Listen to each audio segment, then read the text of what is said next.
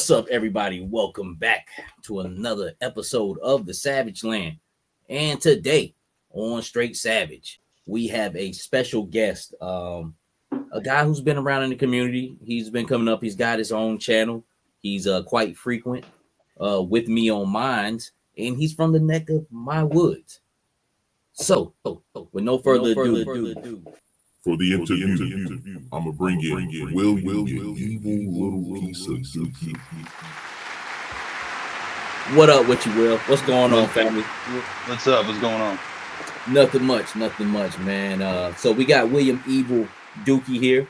We're gonna be interviewing him today, and I got 21 questions for him, and we're gonna get to know about this fella, man. So how you doing on this happy Thanksgiving Eve? I'm doing great. Put my 2-week notice in today. You know what? You told me that the other day. So being that's not part of the 21 questions, man. What was up with that? You just getting too old to put up with the shit. I'm already retired, and I ain't gonna put up with shit. Sitting for the gangsters all across the world. I put up with it enough in the military for 23 years. I ain't doing it anymore. I just had enough. Correct, man. You know, you get a certain age, you're like, hey, look, man, I done put my time in. I ain't putting up with this shit. And you're an established man. So what can they do? What can they do but respect that, man? Respect that. So, like I said, this man right here is from my neck of the woods. He's actually got his own YouTube channel. We'll go through that with the 21 questions that I got from Mr. Evil Dookie. Those 21 questions is probably going to take us quite some time here, man. So we're going to hop right into it. We're going to get to the nitty gritty. We ain't going to bullshit you no more.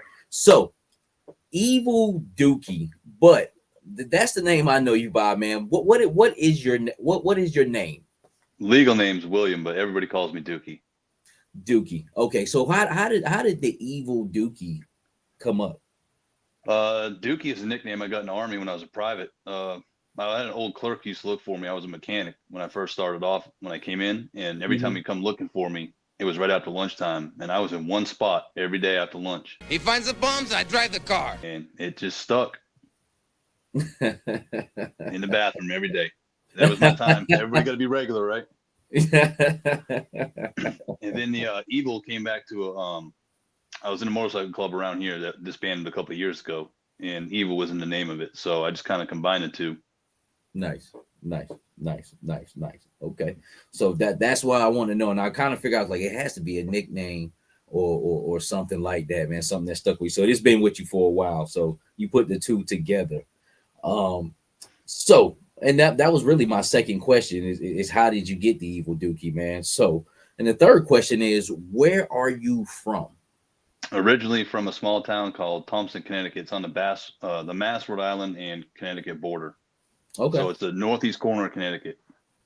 Nice. Have I been? I've drove through Connecticut, but it was I guess this was more of the western part. Just going up 95, going to Mass. What part of that would be? Because I passed by the WWE offices, so that was right off 95. That's the southwest corner. I'm up in the opposite end, northeast is where I came from originally. Okay, so what is that? Is that closer, kind of like what to Boston, or kind of like just about 45 minutes to an hour southwest of Boston. Okay. About Woody's probably, if he's in Providence, I think it's like 45 minutes to an hour from Providence. Okay. Damn. So you a northeast boy down here in the southeast. How you liking it down here, man? Yeah, I'm what you call a relocated redneck. I've been back and forth here 15 years. I think I did 15 years on Bragg. So it was time to retire. I told the wife, I said, hey, I want to go to Tennessee. I want to go to South Carolina and Florida. She's like, why? I'm like, all three of them don't have helmet laws. She's like, no, we're going to stay right here. I said, yes, ma'am. Nice, man. So if you don't mind me asking, man, how did you grow up? What's your story, man? What's your background being a Northeast kid out of the Northeast? Grew up hardworking. Dad was never around. My mom raised me, but she was in and out a lot because she was working single mom. So we lived with my grandparents. A little house that was like 750 square foot. So my grandmother and my grandfather pretty much raised me. Grandmother was the nice, kind, soft-hearted one. Grandfather was the hard whip, make sure you do what you're supposed to do one. So a prime example, I was 5 years old before I went to school. Every day before I went to school, I had to pick tomatoes, except for my very first day of kindergarten. After that, every day I picked tomatoes in the summertime. Nice. So you guys what pretty much did farming, things of that nature? He just did it as a hobby, extra, a little bit of pocket money so he can go fishing. Nice. He grew up with one leg, so he lost his leg at the age of 5. So he taught me a hard work ethic. Wow. Yep. So he dealt with that pretty much his whole life. Yeah. And I just found out a couple years ago he actually rode a motorcycle with one leg. I don't know how the hell he did it. Damn! Hey, stories man. came out, You can't stop a man's drive, to be quite honest with you, man. If you want to do something, you definitely put your mind to it. So with that, so how old are you? 46, going on 57 or something, whatever you want to call it. So you're an old soul. Yeah, body's broken down too many times. I've fallen out of airplanes for a living. So we're going to get into that a little bit later on. So you was airborne. Yep.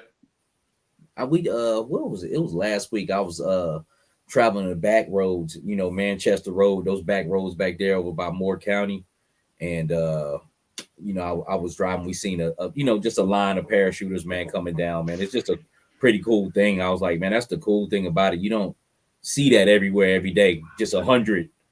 Guys just falling out of the sky. Yeah. I mean, it was a lot though.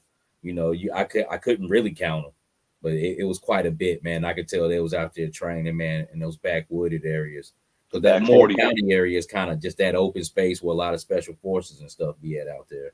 Yeah, it's all the drop zones are out there. Yeah.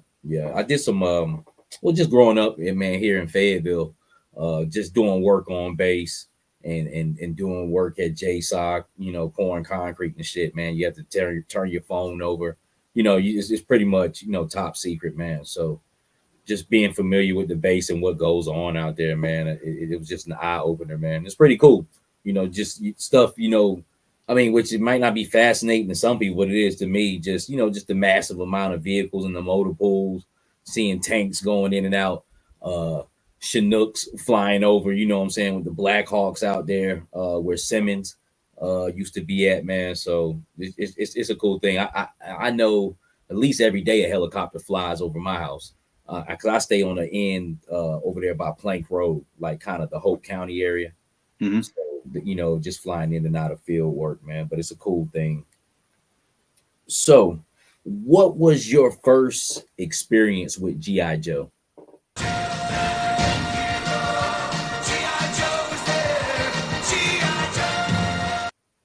My mom actually told me about it, and I didn't know because I actually asked her this a while back. I said, when did I start? She said she had gotten paid that day, and my grandmother took me to the store to see her for whatever reason it was, because I was always with my grandmother, so it was probably a doctor's appointment. She worked at Kmart. Mm-hmm. And she said I could get a toy, and then my grandmother said I could get a toy, so I got 2 toys that day. Well, I guess it was the year Joe's came out, and the first ones I grabbed, she specifically remembered it was Snake Eyes, and it was a Cobra Trooper. Nice. And I'm not a Snake Eyes fan. Go figure. For real? Yeah, I must have been. They came out in 82, so I'd have been 3 or 4. So you was pretty much just grabbing, basically. I just saw 2 figures and grabbed them. Yep. Nice. So damn, that was like the first. So the original 13 figures, basically that era. If I had them now, it'd be nice. Yeah, man. But Snake Eyes is kind of like oversaturated, man. So I mean, I think Snake Eyes is cool, but I'm a Storm Shadow guy. To be quite honest with you, I lean more towards Storm Shadow, and like I said, Snake Eyes is a dope character, man. But G.I. Joe has so many different distinct characters that you can lean towards. Who knows who favorite guy is who? You know what I'm saying? Growing up over the years, man, you might just have a certain characteristic like that character of G.I. Joe. That's why it was so cool, because it was so diverse and spread apart, man. So 82. So you pretty much, your first experiences was 82, 83, pretty much the first waves of it. That's your first time ever touching a G.I. Joe. Yeah. And I guess that coincides with what got you into collecting. Was it a thing you did when you was a kid, or How did this thing come about? I've always collected something. I mean, as a kid, I had G.I. Joes, Legos, Hot Wheels, and then as you get older, teenage years, I remember having all the starting lineup figures, different ones, Boomer Esiason. I was a big 49ers and Pats fan. Nice. So I had them. And then the first couple of years in the military, I was into NASCAR. I had a lot of die cast, the 124 scale cars. But my cousin had passed a couple of years ago, and I had this fear that I was going to forget his memory as I got older. I didn't want to forget about him, And I was walking the toy out with my kid one day because I got a 7-year-old. And we were in Walmart, and I happened to see, I think it was Crocmaster or Scrap Iron. I can't remember which one. I'd seen him a couple times in Walmart because I stopped by, like I told you before, I swing by Walmart quite a bit. But I saw them, and I finally grabbed one. And then I was like, you know what? I remember me and my cousin playing with these as a kid. I grabbed one. I'm like, I came home. I was like, what the hell is that? I said, I bought a G.I. Joe. And I told her the story, and she's like, okay, I get it. I support it. I'm like, I'm just going to get the Dreadnoks. I just happened to grab this one to see how it was, but I'm only going to collect the Dreadnoks because that was my favorite subline. Yeah. 200 something figures later. I didn't know the Dreadnoks were that deep. So they're all Dreadnoks to me. She asks. It's a crazy thing, ain't it, man? Because we all starting that little area. I know I was like that because okay. Yeah. So I came in on the Marvel Legends side, before even Classified had came out, and I was like, you know what, I'm gonna just get Marvel Legends, little X-Men or whatever, floats my boat. And I did start off slow, and I did hold myself together because I was a Ninja Turtles fan growing up, and of course a G.I. Joe fan as well. And I said, I'm not gonna get Turtles, I'm not gonna get anything. Then all of a sudden that collection started growing, the Marvel side started growing. I'm like, well, shit, man, I already got a whole bunch of figs. What's the Turtles, little stuff like that gonna hurt, man? And then it just exploded from there. Anything I wanted, I grabbed. I'm not even a Transformer guy. I grabbed a few Transformers along the way. You know what I'm saying? So it got really, really, really crazy for me at one time. But I've toned it down to just, strictly G.I. Joe. But it's just when you start this thing, you like, yo, how did it get here? Yeah. And the crazy part about it, the feeling you feel about that figure is almost like when I was a kid, yo. Like when I was a kid and I had action figures, I couldn't wait to get home and to fuck with them. Oh man, this shit comes in the mail. She's like, you got to pack. Like when we had that big flux a couple months ago, with that that influx of all of them. Yeah. I was like, don't even tell me. Just stop telling me I got a package. I want to come home and be surprised. I'd open up the garage door, walk in, to be one sitting on the bench or the chair or a whole big box. I'm like, hell yeah. It's something about it, man. But it's a great thing, man. I couldn't believe I got that feeling all over again. Like, be honest with you, like that true feeling of being excited about an action figure. And I think that's the high for me. And it's a great one, to be quite honest with you. It really is. I can't see anything better in the world to be doing right now at my age. No, people ask, like, why do you do that? I'm like, well, what am I going to do? Go out and drink? I'm not running the bars. I'm not running the streets. I said, this is what I enjoy doing. It keeps me out of trouble, keeps me home. My kid enjoys it too. It's something we can bond with, and I can pass these memories on to him, and he has an appreciation for the figures too. I mean, he knows every figure that we have. Nice. And that's the thing right there, which that'll kind of coincide with a question I got later, man. But that's a younger generation absorbing that, you know what I'm saying? Because I'll be honest with you. I mean, I'm 42, so you're 4 years older than me, but I'm kind of like the last end of that era, like where, toys had to get put up, and not necessarily had to get put up, but mentally in your mind, you put them away, So it's not like I was, I was dealing with G.I. Joe throughout these years. I kind of fell back in on the G.I. Like I started collecting action figures before G.I. Joe, but when Classified came out, I fell back into it. But it wasn't like I was dealing with G.I. Joe the whole time in between there. But that nostalgic feeling of when a kid and how great they were. Because, I mean, I would buy little T-shirts here and there of G.I. Joe, but that those main basic characters and just that storyline never left me. And the same thing will happen, with this generation. Whoever kid takes it in, absorbs it in, they'll forget about it or not forget about it, but it'll always be there because it's so cool. It's just a great line, man. Like I can't believe I'm like Classified did it, that I'm back this fired up, you know what I'm saying, over G.I. Joe, man. It's awesome. It's bigger than Marvel to me. Yeah, it's the only thing I collect. I mean, I got some Valaverse, I've got some the Monster Force, I got the General, but it's all Joe. If it works with Joe, then I'll put it in there. But far and few between. It's mostly all Joe. Yeah, and that's the thing with me. My whole entire collection is based off GI Joe. Even if I'm not necessarily if I get a Marvel Legend, but there's a lot of things when I think in my head canon, I'll be like, well, how would this look without back? You know what I'm saying? Or this Joe here, or these Joes in this situation where I don't give a shit if it's Superman, he gonna be a guest star. You know what I'm saying? Like, this is their show, man. This is their room, you know. And like I always say, man, like classified as far as me collecting action figures is where I'll live and die at. And that's why, I mean, I know it won't go on forever, but I don't know. I mean, it could go on for a while, but that's why I'm stacking bodies, pieces, and parts. Like, so if the line die, I'm still gonna be neck deep in it, enjoying kit bashing and doing different things that I want to do, because that's where I kind of fell into my collection at right now, man. It's just the customizing. You know, I started leaning heavy into that now. Yeah, it's fun, man. I love the new basic figures, but I mess with the kit bashes more. To be quite honest with you, like those are my figs, because it's like, you know, something customly I built. I've dealt with a line for a while to know what looks good, you know what I'm saying, what's going to fit together, you know, not just like some wonky stuff. So whatever gets put together is just like Hasbro couldn't even did it better for me. I did it, you know. Hey, like I said, that new Marvel that came out, the Daredevil, the black Daredevil with the hoodie. You talking about with the mask over his face? Yeah, half mask. Yeah, I took that, and what I did is I took Shipwreck's lower half and threw on the top half. Now it didn't work 100%. I had to stretch Shipwreck's diaper, but then that's a black hoodie, jeans, and those Adidas looking shoes is how I dress every day. Man, hey, look, I took a glance at that picture, man, but I gotta go back at it, because I meant to hit you and say, hey man, is that new Daredevil? Because I recognize the sweatshirt, the hooded sweatshirt.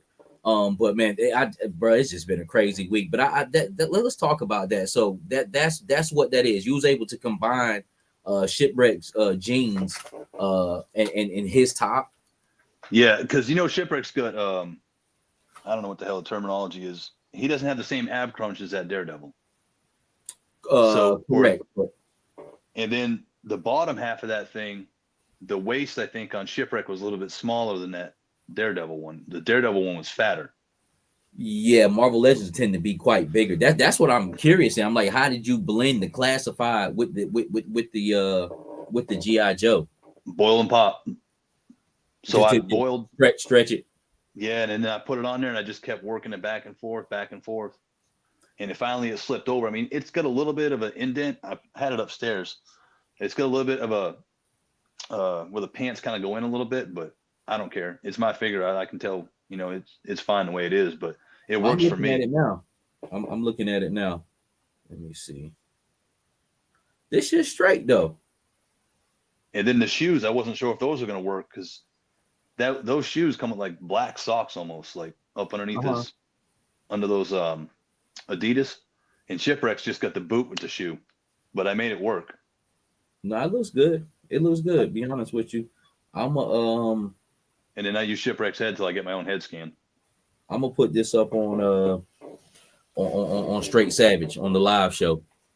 Appreciate that. That looks good. You did it. I just didn't have time to take a look at it, but I did notice. I was like, yo, is that Daredevil's hoodie there? I like that Daredevil though. You know, like Marvel Legends like that, because I've got every Marvel Legend I want, but like stuff like that, it definitely could blend in off G.I. Joe. You know, even that character kind of alone, you know, just that style or that sweatsuit. But it's definitely great for figure fodder. That's all I see with him. I can't wait till he goes on sale later on in the future so I could buy some more. Yeah, that's what I'm gonna do. I got one now, but it's in my pile of loot at BBTS. So who knows when I'll finally pull that in. But I definitely had to get him to see what's up. But see, it man, I would have brought a lot more Shipwrecks in the time that he was available like that, but I didn't, because what I find myself looking for is trying to get away from military look sometimes with the kit bash. and he has those blue jeans. So that could go in well with a lot of dreadnoughts. They have blue jeans on anyway. But if you want to tone they look down, get them in a white tee and a regular set of blue jeans. I think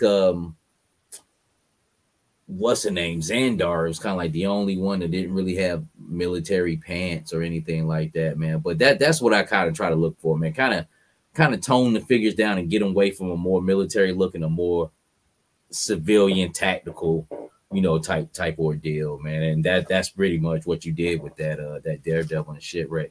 So Marvel Legends, they have diapers on them too? I don't remember if that one did or not. I don't think it did. Cause I never kit bashed the Marvel Legend. To be quite honest with you, I just been messing with Joe's. I haven't taken one apart. I got a fodder bin behind me, but I don't think it. I think it was just straight plastic, and that's what I was like. When I pulled it apart, I was like, "Damn, I can't use this." And then I couldn't get the torso separated from the diaper area. Mm-hmm. So I was like, "Well, maybe I can just stretch the blue." So I put it back in the hot water, pulled it, and I was like, "If it rips, it rips." It was an extra Shipwreck, so yeah. So you was able to slide his diaper over just the Daredevil hard body. Yep, it just took a lot of heat. Okay, and then but they still have the ball pegs to pop on and off like G.I. Joe. They just don't have no drop downs. Yeah. Okay, so you was able just to pop the legs back on. Yep, and of course just heated them up and just put them back in. I mean, as soon as I saw that figure, all I saw was the shoes. I was like, holy shit, I got a pair of those damn shoes sitting right next to me over here in my shoe rack. So I got like 12 pairs of Adidas shell toes, and that's all I wear. Uh-huh. And I saw those. I was like, I showed the wife. She's like, oh, that's kind of cool. She's like, you getting that? I'm like, yeah. She's like, it's not Joe. I'm like, but the shoes. She's like, all right. I should have bought 2 of them right off the bat. Yeah. They man, I that Marvel Legends, there's a strong potential they could go on sale later on, but it's definitely one that's so good as far as that layout that if I really feel strongly about an idea, I'll just go ahead and buy it for regular prices just to rip it down.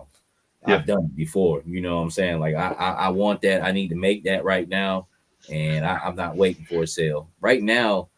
Being it's the holiday season, I'm kind of doing some fishing. I've been plotting on this Coral and Outback 2-pack at Walmart. It's dropped down to 30, but they've been playing games. One day is 50, next day is 30. It's gonna be 30. Like, I don't know if you've seen the episode last week, but they had fucking Outbacks and Corals in fucking Walmart for $60. Nobody's gonna buy that shit. I saw 6 Ghost Vipers yesterday at Walmart in Irwin. They had 8 at Hope Mills. I still been waiting in the cut on that one, man.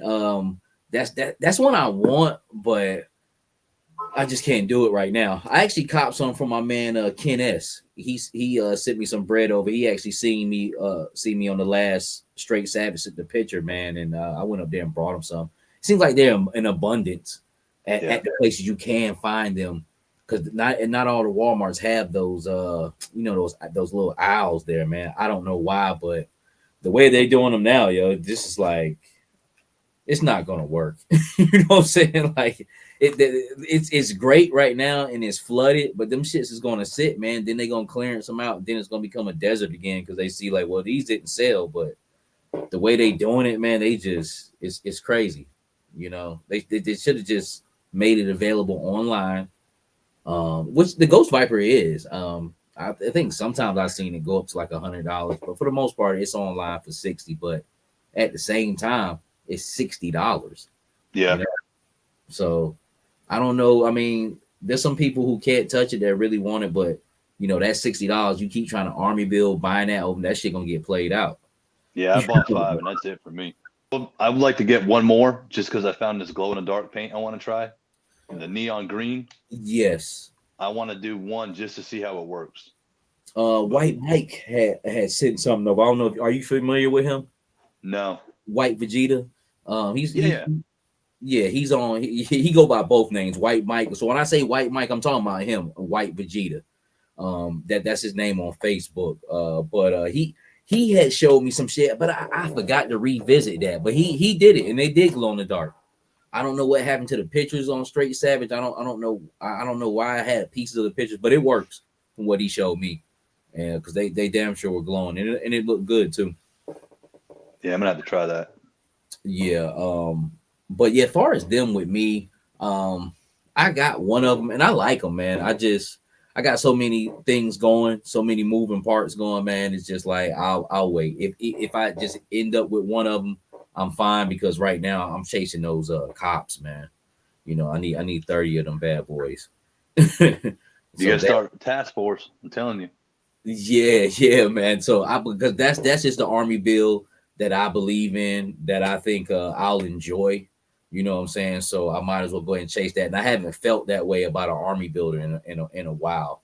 It just makes sense, you know, just like blue Cobra troopers. I mean, if you buy 50 or 100 of them, it just makes sense. Yeah. I can't see anybody going wrong with that many of those troopers. But let's get into a question, man. I've been wanting to ask. I know you're probably gonna, go into detail about it. But how did you end up in the military? I used to play soccer, and I always thought I would get a scholarship for soccer. Never happened. I didn't know what to do when I was 18. You know, everybody was going off to college. I wasn't that great of a student. So I remember as a kid seeing G.I. Joe the movie, and Sergeant Slaughter was like the biggest thing for me. I'm a huge wrestling fan. Still, to this day, I still am. Nice. And my youngest son is actually starting to follow wrestling, which I love it because we would sit down and watch it, like on Tuesday night when I get home from work, or Saturday morning because he doesn't stay up that late. But Slaughter was my biggest thing, and I was like, man, I want to join the military. So as a little kid, I get a picture behind me and my cousin actually, and I'm sitting there at the pond, my grandfather's rod and gun club he used to be a member of, and I'm actually wearing full camo sweatsuit, top and bottom. But I always wanted to be in the military. So when I turned 18 and I was getting ready to get out of high school, beforehand I was like, well, shit, what am I gonna do? I can't go to college. Family's not that well off. Just my mom. I'm not have the grades to get a scholarship. So screw it. I'm gonna join the military. And I thought I was only gonna do 3 years. 3 turned into 23. Nice. So it worked out for me. So pretty much through your career with the military, where'd you do your training at? I went to basic at Fort Jackson. Basic and ASE was at Fort Jackson. So your basic training, then your school training, because I came in as a mechanic. Okay. And then I was at Bragg, then went to Benning in Georgia for jump school. Like I said, a lot of time at Bragg, spent some time in Iraq, was down at Fort Benning as a drill sergeant for a couple of years. Fort Rucker, Alabama for a couple of years. Miami, which was Cherry. Central South America. They stationed you down in Miami? Yeah. So I called Wow. up, I had gotten divorced from my first wife, and I said, hey, I want to be closer to my kid. It was getting time for me to move. And like, what do you want to get stationed? I said, I'm trying to get closer to my son. He lives in Alabama, in Fort Rucker. I said, but I don't want to go to Alabama. Can you put me at Fort Benning or Fort Stewart, somewhere in Georgia? And the guy's like, you know where Homestead is? And I watch NASCAR. I'm like, yeah, it's in Florida. He goes, well, I'm going to put you there. I'm like, okay. Not even thinking how much closer it would be. I get there and I look at the mileage from here to Alabama, and it was just say 12 hours. I look at the mileage from Homestead to Alabama, and it was like 11 hours and 59 minutes. I was like, son of a bitch. Yeah. Like, well, I got you closer by like a minute or a mile or some shit. I was like, but I was there for 3 years, and that was the best assignment of my career. And when people found out I was going to Miami, like, you're going to Miami? I'm like, yeah. They're like, what position is that? I'm like, I'm a liaison for some special forces group. They're like, how the hell did you get that? I'm like, I call a branch. I did 3 years there. I came back. Right after I came back, they got rid of that position. Wow. So I've never heard anybody being stationed in Miami, especially like in the Army. I'm like, Miami. It's Homestead Air Base. It's what the hell was the name of that hurricane that hit there years ago? Was it Matthew? Like in the late 90s, I think. Like 99, 98, right? Yeah, it wiped that place out. Yeah, I can't remember the name of it, but I remember. I do. That was where it was at. It was their airfield. So when those guys actually got hit, from what the stories I was told by the guys over there, the airmen were going up and asking them, they had the little assignment personnel that were there, and the airmen were coming up being like, okay, where am I going? They're like, where do you want to go? And they were just sending them to wherever they wanted to go. So when I got there, it was an Air Reserve base, but I was with a unit called SOC South, which was Special Operations Command South. And I was the intermediary between the big army and the special forces. If they needed something, I would reach back to big army and be like, hey, this is what we need. So you pretty straight gig. Yeah, so you basically you was like kind of like a middleman for them. Yeah. And then since I have a maintenance background, I did a lot of weapons and vehicle trainings. So if, say, Colombia needed some kind of special weapon or some kind of training, and the SF guys didn't have time to go do it, they would send me to the schoolhouse, get the training on it, and then I would go back to Colombia or wherever country it was that needed it and teach with the SF guys. Oh, nice. It was really nice. I mean, filled my passport up quick. Yeah. Then great location, great job. Yeah, that was cake right there. Yeah. And see, you said you came back to Bragg from there. Yep. Left there. I don't remember when it was. Probably 2015, and I got stationed back here, and then I retired in 2020. Nice, man. So yeah, great career, man. But yeah, that's what I was about to say about that Florida. Then when you down there bottom Miami, you forget how long Florida and shit is, man. It's like fucking 9 hours just to get up there. I remember when I hit the Florida border, I was like, shit, I made it in 6 hours. Was it 4 or 5 hours? I'm doing good. Man, I was hitting like Orlando, and then I kept hitting. I'm like, this shit's taking forever. I hit Miami, and I was like, man, I've been on the road for like 11 or 12 hours. Because I remember seeing the Florida sign. I'm like, shit, I made it here quick. And like 6 hours later, I'm still driving. I'm like, yeah. Oh, you talking about from Fayetteville, right, to the Florida line, right? Yeah, it was quick as hell. That's I'm like, I'll be there in no time. Yeah, Jacksonville. Yep. Yeah, from here to Jacksonville, that's 5 hours. That ain't shit. You can do that in your sleep. It's just the shit to go all the way down to the bottom of Florida. It's like, God damn. Yeah. Everybody's like, man, how was the drive to Florida? I was like, man, that's the limp dick of the U.S. That shit is long. It don't seem like it though. It doesn't. I mean, you look at a map, but then you start driving. I guess people that drive across Texas say the same thing, but yeah, Florida's a big state. Yeah, just how long it is, man. It'll damn sure throw you off, man. That's why I was laughing. I was like, well, shit, he had to go up Florida, then go over to Alabama. I was like, yeah, that was a good 12 hours right there. Yeah, long, man. So you get back here. You say you retired in 2020, man. So that's awesome, man. Appreciate your service, bro. It seemed like you enjoyed your time in the military, man. It seemed like you put in some good work, man. I appreciate it. Thank you. It was a good time. Yeah. So next question is, what is your favorite G.I. Joe? Shit. The next one. I gotta say the next one. There's something about every single one that hits. If I didn't have them, or my cousin didn't have them, it's one I always wanted. You know, I'm 46, so I probably got out. I remember the movie. I specifically remember the movie, watching it over and over. My son watches it probably twice a month. My favorite all-time figure was Zartan. I'm always a Dreadnought guy, and then I would say Slaughter. But the ones that are coming out recently are just amazing. Yeah. You know, the crazy thing about it, man, I never really was a Dreadnought guy. I probably even said it on my channel a couple years ago. I'm like, I'm not too super big fan of the Dreadnoughts, but the more and more they have came out, the more and more like that's really classified best subgroup. Like, to me, they're all different. They're all solid. I mean, you might have a few little things that you might not like about one, like the glasses on Buzzer. That's the one that glasses fall. Not Ripper. Ripper is the one with the dark mohawk, right?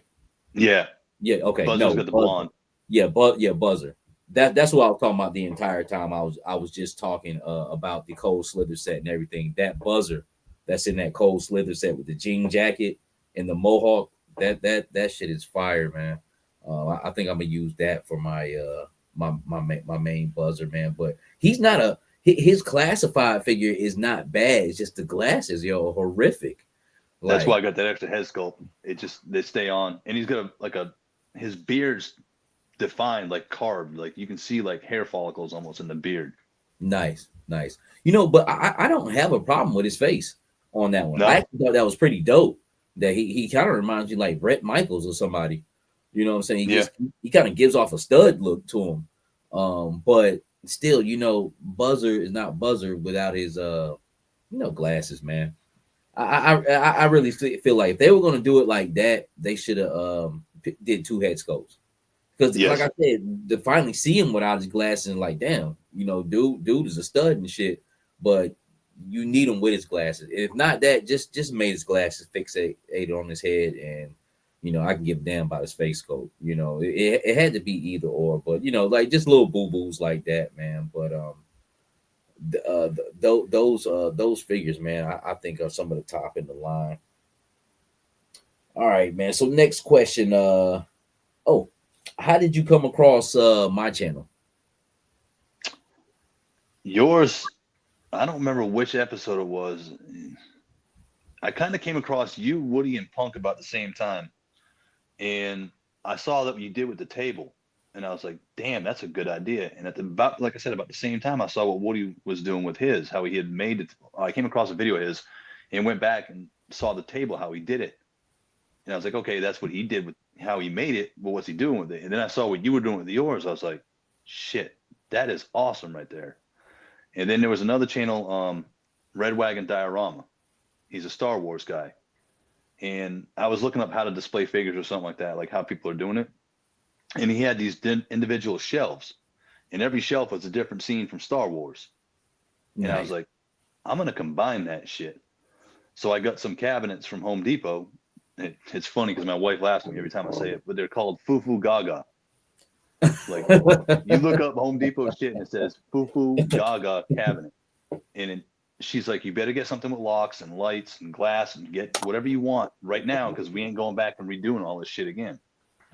So I got them, but they didn't have damn locks on them. And I told my son, don't mess with the figures. If I put them in this case, you can't use them. He hasn't touched them since. So he's good about it. But nice. I saw what you did. And I was like, damn, I kind of want to make I took what you did from the table and what that guy did and put it on the shelves. I can't just sit there and put 200 figures all standing with the same damn pose, Correct. To me, that looks dumb. Correct. Yeah, just to add a little bit of flavor to the different scenes, man. I've got so many, man. I have to get some more shelves, but even still, all in all, man, I wish I could do different scenes, but I can't with them. They have to stand vanilla on it. I don't have a problem with it though, if it's set up in uniform, right? But I can't never keep my fucking figure set up in uniform, right? I've got one where this one shelf, it's Cobra Commander, it's the Snake Supreme one, and he's standing at a podium. He's got 2 Twilight Guard behind him. Mm-hmm. And I've got the idea of like an in-brief in the military. Every time you got to a new duty station, you got an in-brief from the commander or whatever. And then on the side of them, on the tiered, those figure displays, the acrylic ones, I've got one of each troop builder on that. So it's like they're just getting the Cobra and he's telling them what the deal is. Nice. Yeah, man. I want to get back to some more episodes of the table, man. It's just, man, it's been crazy. Like my day to day, man, was like 2 or 3 days in one. Just so much shit to do, man. But I will say when I get on the table, man, I really, really be at a place of peace, man. Now that shit right there is mind blowing as well. Like I said, like just a nostalgic feeling of just getting action figures, but then like another feeling of just thinking out scenes in your head and can't wait to shoot them or set them playing with them. Correct. That's actually like yeah. That's actually like playing with your action figures, but it's basically like when you were a kid, the scene you seen in your head, you actually can make it now. Yeah. Like literally fucking make the shit. You know what I'm saying? With explosions, your vehicles, lighting, whatever you want to do, man, the action, and that's the beautiful part of it, man. Like I said earlier, it's just like a feeling that I had when I was a kid. I thought I'd never be able to recapture again, but I did. But it's in the future and shit. You know what I'm saying? You're able to take it straight to another level, man. We got the money to do it now as adults. That's the difference. Correct. Because I know, because that's another thing I dreamed of too. Like all this shit behind me. I wish my room looked like this when I was like 9 or 10. You know, like, but you couldn't do it. I didn't have many Joes myself, man. We probably had a shoebox, maybe like 30, 40 in there. Really no vehicles. I've seen a lot of vehicles. growing up because just playing with other kids, like people have the mobile station, battle station that they had, best Christmas ever. Huh? That was my best Christmas ever. You had the mobile, the station, the big mobile one? Yeah. Yeah, like I said, my mom worked. Remember seeing it. My mom worked at Kmart, and I want to say that's the year I ruined my Christmas for me. But I remember seeing the box there, and I, as a little kid, they're all in bed or whatever. Right? You wake up early, which it was hard to beat my grandfather because he woke up at 4:30 every morning. But I tore just a little piece of the corner off, and I just happened to see what it was, and it said something G.I. Joe, and I was like, oh. I didn't know what it was because, we didn't have TV or commercials back then. And my stuff was all yard sale finds. Like I went every Saturday with my grandmother yard sale hunting. Mm-hmm. And I get like a little, $1 or $2 from doing chores throughout the week. And that's how I got my G.I. Joes. And then I had a babysitter when my grandmother had stuff to do. If she had an appointment, I couldn't go with her. And my grandfather usually didn't watch me. And my mom was working. And my babysitter actually let me take some of the toys home a lot. So that's how I got my G.I. Joes. We weren't loaded. I just got lucky. Yeah. I remember going to flea markets like in the early 90s and buying Joes for like a quarter, 50 cent. You know what I'm saying? It's just crazy, yo. Like how much they cost back then? About $1 and something, maybe $2. $2 to $3. Yeah. Which that was big money for a fucking toy. Not big money, but you know what I'm saying? Shit was just, a hell of a lot cheaper. Like vehicles were like $15-$20. I remember the Technodrome was like $30 in the early 90s, like the Ninja Turtles Technodrome. And that was like huge shit. I was like, I know my mom ain't gonna buy that shit. Yeah. You know what I'm saying? Like, cause like $30 was like a bill and shit. You know what I'm saying? As far as like, I remember like some people like the cable bill used to be like $30 or something fucking crazy, man.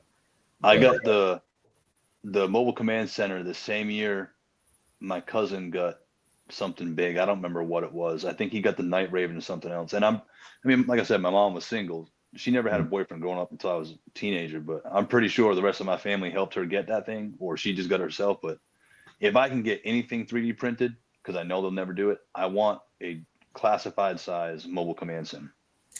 That would be fucking dope because the 3 3/4 is huge. And they're probably not going to do that shit. Yeah, they wouldn't do it. GI Customs, that guy I was talking about, which I'm going to interview him later on this week. He has a Night Raven. If I was going to get anything spectacular, maybe try to splurge, and I had it like that, I would probably try to do something like that because I know Hasbro ain't going to make the Night Raven. That's just way too huge. He doesn't even ship it because he said it's going to be too big. You know what I'm saying? So, I mean, I'm pretty sure that's like a damn near 60-inch airplane. Yeah. I had a guy, I can't remember, he was in North Carolina somewhere, and he said, I think to do the mobile command center would be about $3,000. Yeah. Because if you're going to do it right to scale, like, yeah. Because that Night Raven, he was asking like $1,200 for that. But like when you think about it, it's going to be like a 4 or 5 foot fucking suitcase. Yeah. With another fucking pod on top of it, and all like he has all that shit too, man. He has all the bells and whistles. When I interview him, man, I'm gonna ask him to give me some more detailed pictures so I could really see this thing laid out, man. But I know I'm gonna mess with him on the Tomahawk. That Tomahawk is like shit, a little bit over 3 feet alone that he made, man. So just so many great vehicles, man. But that's gonna be some questions I'm gonna get into with you later too, because that comes to like more of a space thing, man. What made you start a channel? I kind of wanted to. I did a lot of surfing and how to do the shit myself, like you said, they're not gonna make certain things. I mean, I'm surprised they came out with the porta potties, to tell you the truth. Yeah. And I was buying stuff left and right on eBay that people were 3D printing. Like I've got the Cobra bunker. I happened to see it. It was a decent price. I'm like, okay. And then it just snowballed to dioramas and everything. And I was like, well, I just want to start doing my own shit and build my own displays, but I can't just have them stand there with no background or nothing. Like today, I mean, I know I sent you a couple pictures of the Hawks Nest that I've been doing it, but I got a little ADT thing in today, like the little control panel for an ADT alarm for my arms room. Nice. So it's just snowballed. I mean, I got security cameras in the thing. It's gotten out of control. The damn diorama shit's more out of control than the Joe's. Yeah, and man, like I said, the shit can get crazy, man. Because I'm sitting in a room surrounded now by everything that I've done as far as collecting. I got the Loving Family houses here to the left. I got shit I brought from high school creations 4 or 5 years ago. All my styrofoam pieces to the front of me, to the right of me, all surrounding me on the floors. All the vehicles I painted up, or vehicles that's just regular vehicles that I brought. Man, it's fucking nuts, man. the different wormholes that you fall into. Yeah, I saw the one you did. I think it was the first time you did your tractor supply truck, and I was like, man, screw that shit. I ain't doing that. I don't care how much the car is. I'm a mechanic by trade, but I'm not a painter. I was like, man, I'm not messing with that stuff. I'll get the screws lost, or I'll mess up something. I won't remember how to do it. Mm-hmm. And then I finally said screw it and started. Not Joe Fest this year, last year. I think I had just missed you because I was following you at that time on the channel, and I was down there and then rolled out. But I did this Sergeant Slaughter custom Warlord figure. Do you remember the one they had? It was a kit with the desert uniform. Oh, what was they doing that for? As far as like one of those classes? Yeah. Okay, I didn't go up there, but I heard about it. Yeah, because I think I had seen your video when I got home that night, and you had posted a video that you were there. I think we missed by each other by a couple hours. By the time you said you had arrived, I think I'd already left or whatever. But I did that. I got that kit, and I thought they were going to show you how to do this shit. They didn't show you how to do nothing. They're like, they just sold you the kit. Here's the shit, man. This is what you buy. We'll take your figure apart here. Go have fun paint. I'm like, how the fuck do I paint this shit? I mean, I don't know what I'm doing. So I came home, I started doing it. I was next to Baldy Locks, I think before he even had a channel, and way before I had my own. And Baldy Locks and I were talking. He's like, I'm gonna do this shit at home. I was like, yeah, me too, because I don't really know what I'm doing. I don't want to mess up. I didn't have glasses to see. I didn't have fine paint brushes. So I took this shit home and I started working with the Slaughter just slowly and slowly. And I kept messing up and redoing it, messing up and redoing it. And finally I was like, this is actually therapeutic. Like, I can do this. I can do my own shit. Yep. And if I can get the metals right on Slaughter's chest, I can do bigger stuff. So that's kind of where it went from. And I was like, well, nobody showed me how to do this. I kind of learned on my own. So if I can teach somebody else how to do it by just talking through mine, I'm not the greatest teacher, but maybe somebody can find inspiration through my video. Correct. Inspire somebody else, man. And to be honest with you, I was like that with that tractor supply truck too. I had all of them for a minute because they were just so cheap. I was like, let me buy them up. I'll find something to do with them. And I just initially went and took that first one apart. And then I was like, well, shit, it's on from there. It ain't shit. It's like 6 screws that hold them shits together. Yep. That's it, man. Like other people do other little stuff with that one. All I needed to do was just take it apart so I could individually, paint and it looked clean. You know what I'm saying? Not just some slopped up shit, which I'm not the best painter in the world. And then my style is totally different. Like motherfuckers don't be using no rattle cans. You know what I'm saying? Shit. Yeah, that's all it works. You know what I'm saying? Like it works for what I want to do, whether it's a solid color or it's the camo paint. I plan on getting on an airbrush and doing some more things. But as of right now, man, I just take my time with it, man. And just each project I get better and better, as what I do. Even using the tampos, the water slides. I didn't think I'd be able to do that. But yeah, I didn't think so either. Fucking with them. And it's really nothing, man. It just really like handling them. That's when you first deal with them. They're so thin. Like there's been a few that tore on me, but I really kind of latched on them as soon as I did it, man. And it just each skill just makes you better and better, basically. I did models as a kid. I did, a couple plastic models here and there as cars. I think every kid our age pretty much did at least one or two. But my uncle had passed away when I was 3 years old from leukemia, and he was a fireman. And when that fireman came out, right in my head, boom, I got an idea. So my mom came down October to see my son off to the military, and I gave her one of the firemen, but on the back of the fireman, I had Bad Mother tattoos, do my name, my last name on it. And then I had our hometown fire department patch put on the left sleeve. So when I got the water slides in, I put them right on and gave it to my mom. She about was in tears over it. Nice. You told me that too, man. And Yeah. and that's you said you get your water slides from Bad Mother, right? That's Tony's Figs guy, right? I think so. Yeah. Yeah, This I think guy, he heard him promote. eBay. So his water slides are pretty good. They because I have a problem with water slides sometimes on certain colors. They won't come up, they won't pop up good.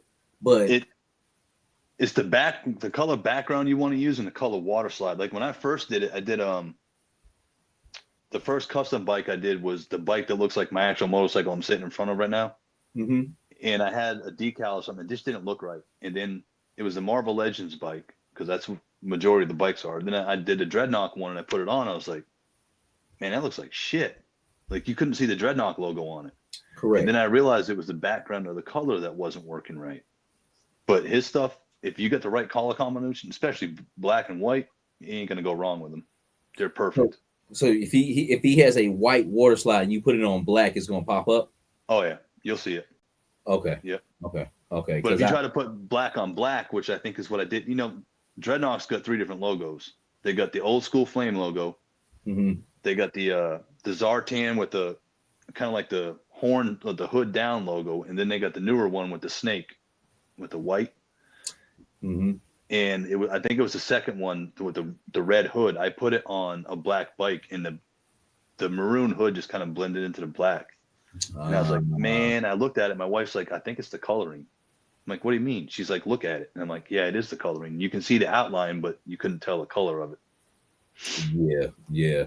And that's what I found out too. I usually try to aim for lighter backgrounds, like a white or something like that. But I got some like majority of anything I put that yellow Wu-Tang sticker on, that sticker always pops up. But that water slide is a little bit different too. Like all my water slides are not coming from the same people, man. But for some odd reason, that Wu-Tang symbol will show up on any background I put it on. But it could be the yellow also. That's the killer bees for you right there. No doubt, man. But I gotta hit Bad Mother up, man, because he it seems like he'll customly make something for you as well, right? He did my bomb squad. He did my I have to have my wife get it. We'll have to pause it. I'll run up and get him. He did my military police because you talked about the Law and Order. Yes. You said you want to do an MP or something like that. You said, right? Correct. The MPs don't wear blue vests. They wear black. And when you said that, I immediately thought, I was like, damn, I got to get another cop. And I had a Halo jumper guy sitting in my fodder bin from Ollie's. So I went and did that, and I kit bashed him. I had Bad Mother do the thing for it, and I screwed up. I did the MP Brassard, but I forgot to put military police on the back. And mine just says police now. But he'll do customs for you. You just tell him, hey, this is what you want, and he did it. If you look on eBay, the Bomb Squad one, I gave him that idea to do that. Oh, so he on his eBay page, he has that up there now? Yeah, I believe it's up there now, because I said, hey, can you do this the same way you did, the police one or whatever the one it was I found? I said, and just replace this one with Bomb Squad. He's like, yeah. And he spit him out, and then we're with me, I think, within a week. Nice. Yeah, because what I got now, I got a huge variety of ones, but it's just stuff I've searched out and just different people came up, but there's some stuff that, I can't find. And so if I got somebody to custom make some things for me, man, I think that's the route I'm gonna go. So I've been hearing his name a lot. I definitely gonna hit him up. And he's cheap. He's like $10 for one. I mean, the little sheet is, like a 3x5 card, but for $10 for custom names, I mean, the ones he did for my fire department ones, nobody else is ever gonna buy that. It's got my last name in a fire department from corner of Connecticut that nobody's ever heard of. And he was like $9 and I think $3 shipping. And you said a 3x5 sheet, so it'll have several on there in that 3x5. Yeah, let me grab one.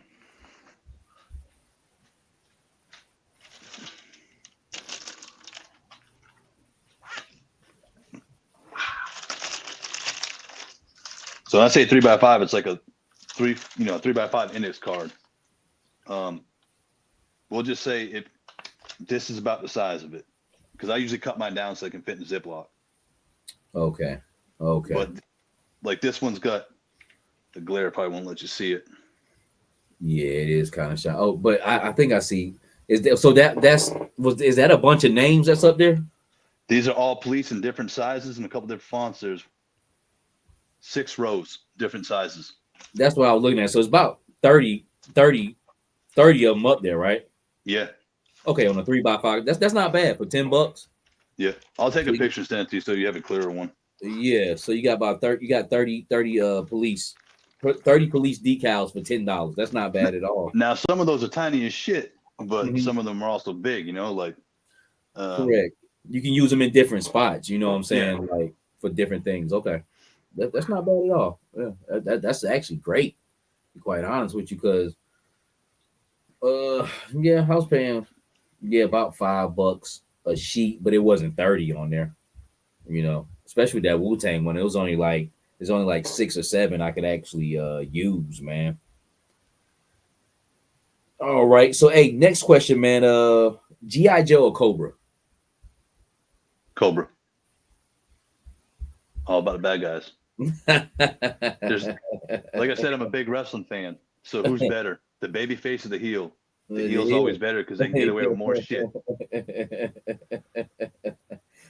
Man, it's just something about Cobra, man. And it's something about Cobra's army builders too, man. You just there was a picture that I see, and I've taken pictures too, where it may not even be all of them because they have so many. It's probably over 50 different Cobra army builders, but you can put all like maybe 10 up side by side, man. And even though they're all different, man, they just look all so dope, man. And just like I say, man, I'm surprised G.I. Joe isn't as big as Marvel. There's so many layers to it.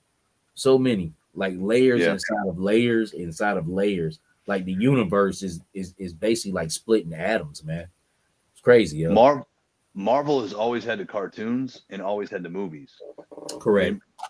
The live action movies have been out probably 20 plus years now. Oh no, go ahead. I'm sorry. You've got all those kids that were growing up with this shit, and now they're adults, and now they're collecting. If G.I. Joe would have done that, it would be bigger. Guaranteed be bigger. Correct. Something about they just shied away from military forces on TV. I think that was like a thing. They didn't want to project that out there, but I'm like, yo, that's stupid as fuck, yo. Like that's reality, motherfucker. We're gonna have a military. I mean, that's how we here.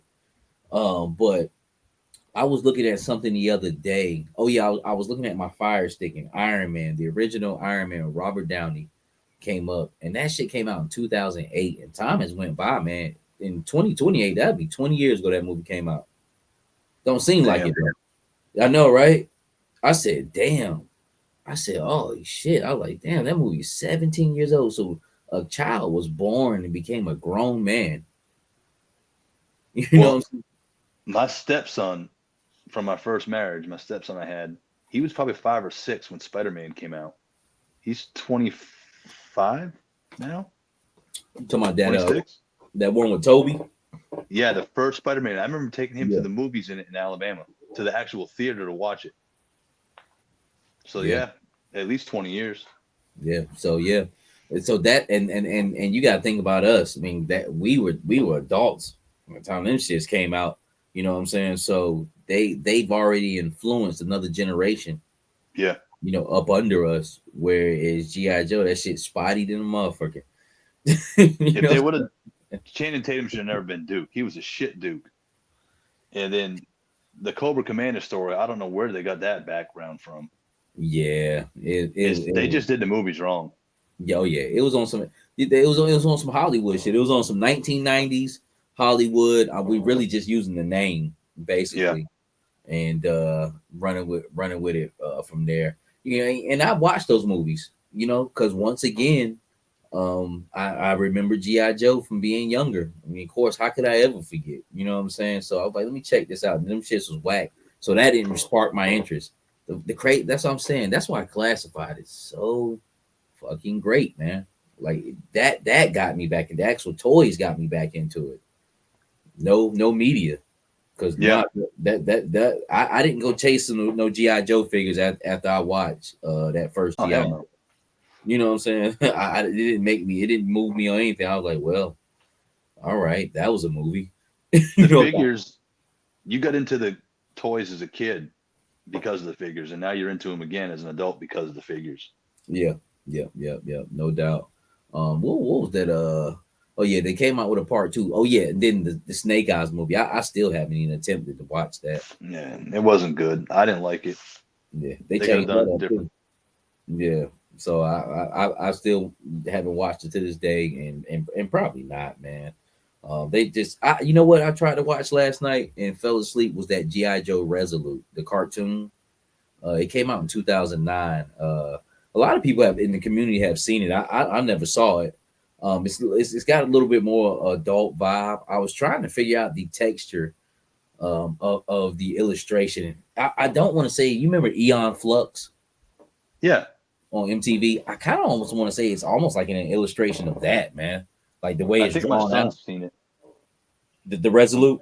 I'm pretty sure because he's found all the cartoons on like Tubi and stuff. Yeah, it's got a little blood, but nothing crazy. Like I seen one scene where it starts off where Bazooka gets killed. I don't know if he's laying in blood, but somebody's laying in blood. But then it also has another scene where Snake Eyes slices a Cobra Trooper across the middle. There's no blood on the sword or anything like that. So they kind of try to balance it out a little bit. But I was just so tired, man. I tried to watch it yesterday and fell asleep, but it seemed like it was straight. It would be more in the vein of what we would be looking for now as an adult. I think that would be awesome to have some adult content on GI Joe and some children's content. But to be quite honest with you right now, the audience is adult, so why not feed the Frankenstein on that end, and hopefully you take your kids and watch it, and then you start feeding the next generation. Correct. Yeah, and then start spreading the love around, man. But we'll see. I think that's the only way that they could open it up with media, man. Start small, because even with the DC movies, like I don't know if you ever watched the DC cartoons. The cartoons be banging. The cartoon movies, like those are way better than the DC universe. So it's some vein that's keeping it alive. Which DC is a strong brand anyway. With Superman, Batman, and shit like that. That shit ain't gonna never die. But their cartoons are more adult oriented, but it's not like a filth fest or anything like that. Just just got a little bit more grittier vibe to it. G.I. Joe, the original cartoon, had a grittier vibe to it. Those first seasons, what was that? Mass Device. Pyramid of Darkness. Yeah. They just had a certain feel to them, man. Like they were supposed to come on at 8:00 at night, and not in the morning and shit, man. And he loves watching those. He likes the older ones better than he does. I mean, he likes Renegades and Resolute or whatever. There's like 2 or 3 different ones out. Sigma 6, but he likes the old ones better. Yeah. Those are the best ones. The stories can be a little campy, but just the texture of the drawings, how they were laid out, and just the whole thing, man. It's still really good, to be quite honest. But those first 2 seasons, though, they're different from when it went to season 3, 4, 5, 6, and 7. You got a little bit more campier, but those first 2, they just seemed like a prime time show that they were trying to put out there, man. And it was dope. He was watching one the other day. I'd come home from work and I completely forgot about it. And it's actually my favorite episode. And most people would be like, what the hell? But it was the one where Shipwreck was telling the story about it reminded me of like the old lady in the shoe. Mm-hmm. And Duke was like a taller, and they were like really cartoony characters, but Shipwreck was telling the story to a little girl at the orphanage. That's my favorite damn episode. I don't know why. It just is. I'm gonna have to check it out, man, because I found some episodes that I haven't. I'm probably sure I've seen them, but it's been a minute. See, you can watch G.I. Joe on YouTube, and it'll just show. They'll run the reel like Hasbro channel, but then it's on Amazon Prime as well, and they'll spread out all 7 seasons and shit of the Sunbow. And I was watching an episode with Iceberg where he had his own adventure and he was dealing with this girl from Jamaica and shit. And I was like, yo, I don't remember seeing this shit right here. So there's a lot of gap ones that I need to check out. And being that I found out it's on Amazon Prime, I can just watch as I want. instead of just watching the continuous loop that Hasbro puts up, on YouTube, man. So, but I can't really recall the episode. A lot of times on YouTube, the one with Shipwreck, they show how they meet Shipwreck. He's in that fucking like janky joint and shit. And then there's one where he kind of, I don't know if he loses his memory and he has like a wife and all this shit. And something happened on the flag with Lady J where they said she got killed. No, yeah, Lady J got killed. His whole shit turned around, but Cobra Commander had set up a whole fake world around them. Just something very fucking extravagant. I don't remember that one. I have to go back. Yeah, they show it on YouTube a lot, man. I can't think of the main background with it, but it was something where he woke up in a hospital and his whole world was like different. Like a woman walked in and was like, "Yo, I'm your wife." He's like, "What? What's going on?" So just another one of his antics, man. But Shipwreck was that dude at one time on G.I. Joe. It seemed like he was like the star and shit at a certain. Yeah, he was a trip, the smart ass. Yeah, he was the shit, yeah. Like I remember him being one of my favorites growing up. Like I said, it's really about time for him to get a redo in Classified. Yeah. I'm surprised they haven't done it yet. And also, I can see him getting a retro and really getting him nailed down to his original look. Because that one that came out with Classified is cool, but I think they could have did him just a little bit better on him. I didn't really like his face like that. I thought he should be a little bit bulkier too, man. Yeah, he was a little thin and pointy ass nose. I don't know why he had a pointed nose. He kind of looked like what's that kid's name? He played Spider-Man in one of those movies. I forgot. Andrew Garfield. That's who he kind of reminded me of with his face sculpt. So, who is some of your favorite YouTubers to watch, man? Who's been inspiring you lately on YouTube, man? Just different things. It could be for anything. It could be not toy related either, man. This is about you, really. Circle of Jerks. I just find those guys funny as shit. Baldy Locks, that dude's funny. Yeah, yeah. I watch yours. I watch whenever Woody puts stuff out. I just like to. Not that I'm going to do the army builds, but I love to see that amount. Yeah. Legend Series does amazing diorama shit. He does, man. Tony's really talented. Yeah. I like Shane. He's kind of raw and uncut. He's polishing himself up now. The more he comes up, Same Time Toys. Yeah, I know Shane. Punk, I don't know why. I don't know what it is about him. It's because he's a smart ass or what. I like watching his channel too. Yeah. Go ahead. I try to catch the lives, but I was watching wrestling at the same time I was watching Punk, and I was like, man, I can't do this. So I just started listening to Punk the next day at work. Yeah. And a lot of time with lives, man, like even me myself, I'll go back and watch on the replay because it's so long.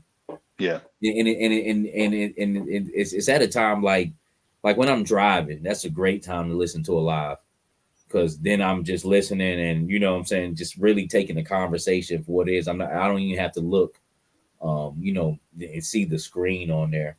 But I was gonna say, like the thing with the army builds, which I found out just me doing them, Woody doing them, other people doing them, even if you don't want an army build a certain character, just to see that is also a treat. It's satisfying for a person who per se doesn't army build, like just to look at it. It's a beautiful thing within itself.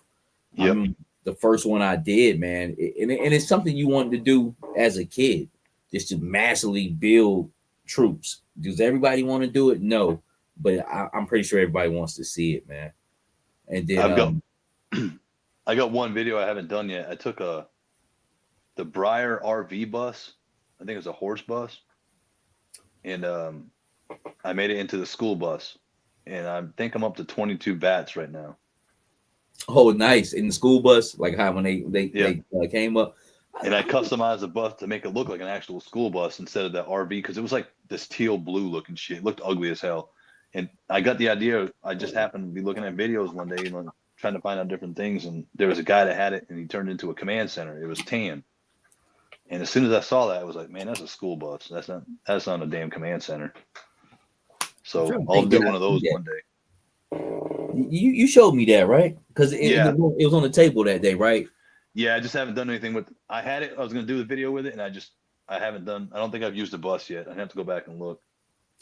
That'd be dope with them bats, though. I want to get me some more bats because that was nothing I wanted to massively army build. Because be honest with you, I totally they were off my radar. I didn't never really pay attention to bats back in the day. And you know, when they first came out with classified, people were going crazy over them. And I got them in hand. I thought they were great figures. Once again, classified turned me on to shit I did not even care about. You know what I'm saying? So I think they're like $16 right now. I would like to actually get a couple of more of those, man, and kind of boost up my my ranks. That's one as a kid. I had multiples of. I had 3. I remember that specifically. I had 3 bats. That was big time shit. Yeah, my mom's like, "Why do you need that many?" I'm like, "They're robots, Mom." You know, so. But at that point, I was buying with my own money. So, and my cousin, I think, had 2 or 3. So we had like a little, probably between 5 and 10 bats between the 2 of us. And like I say, at that age, that's big shit. That's a lot. Yeah.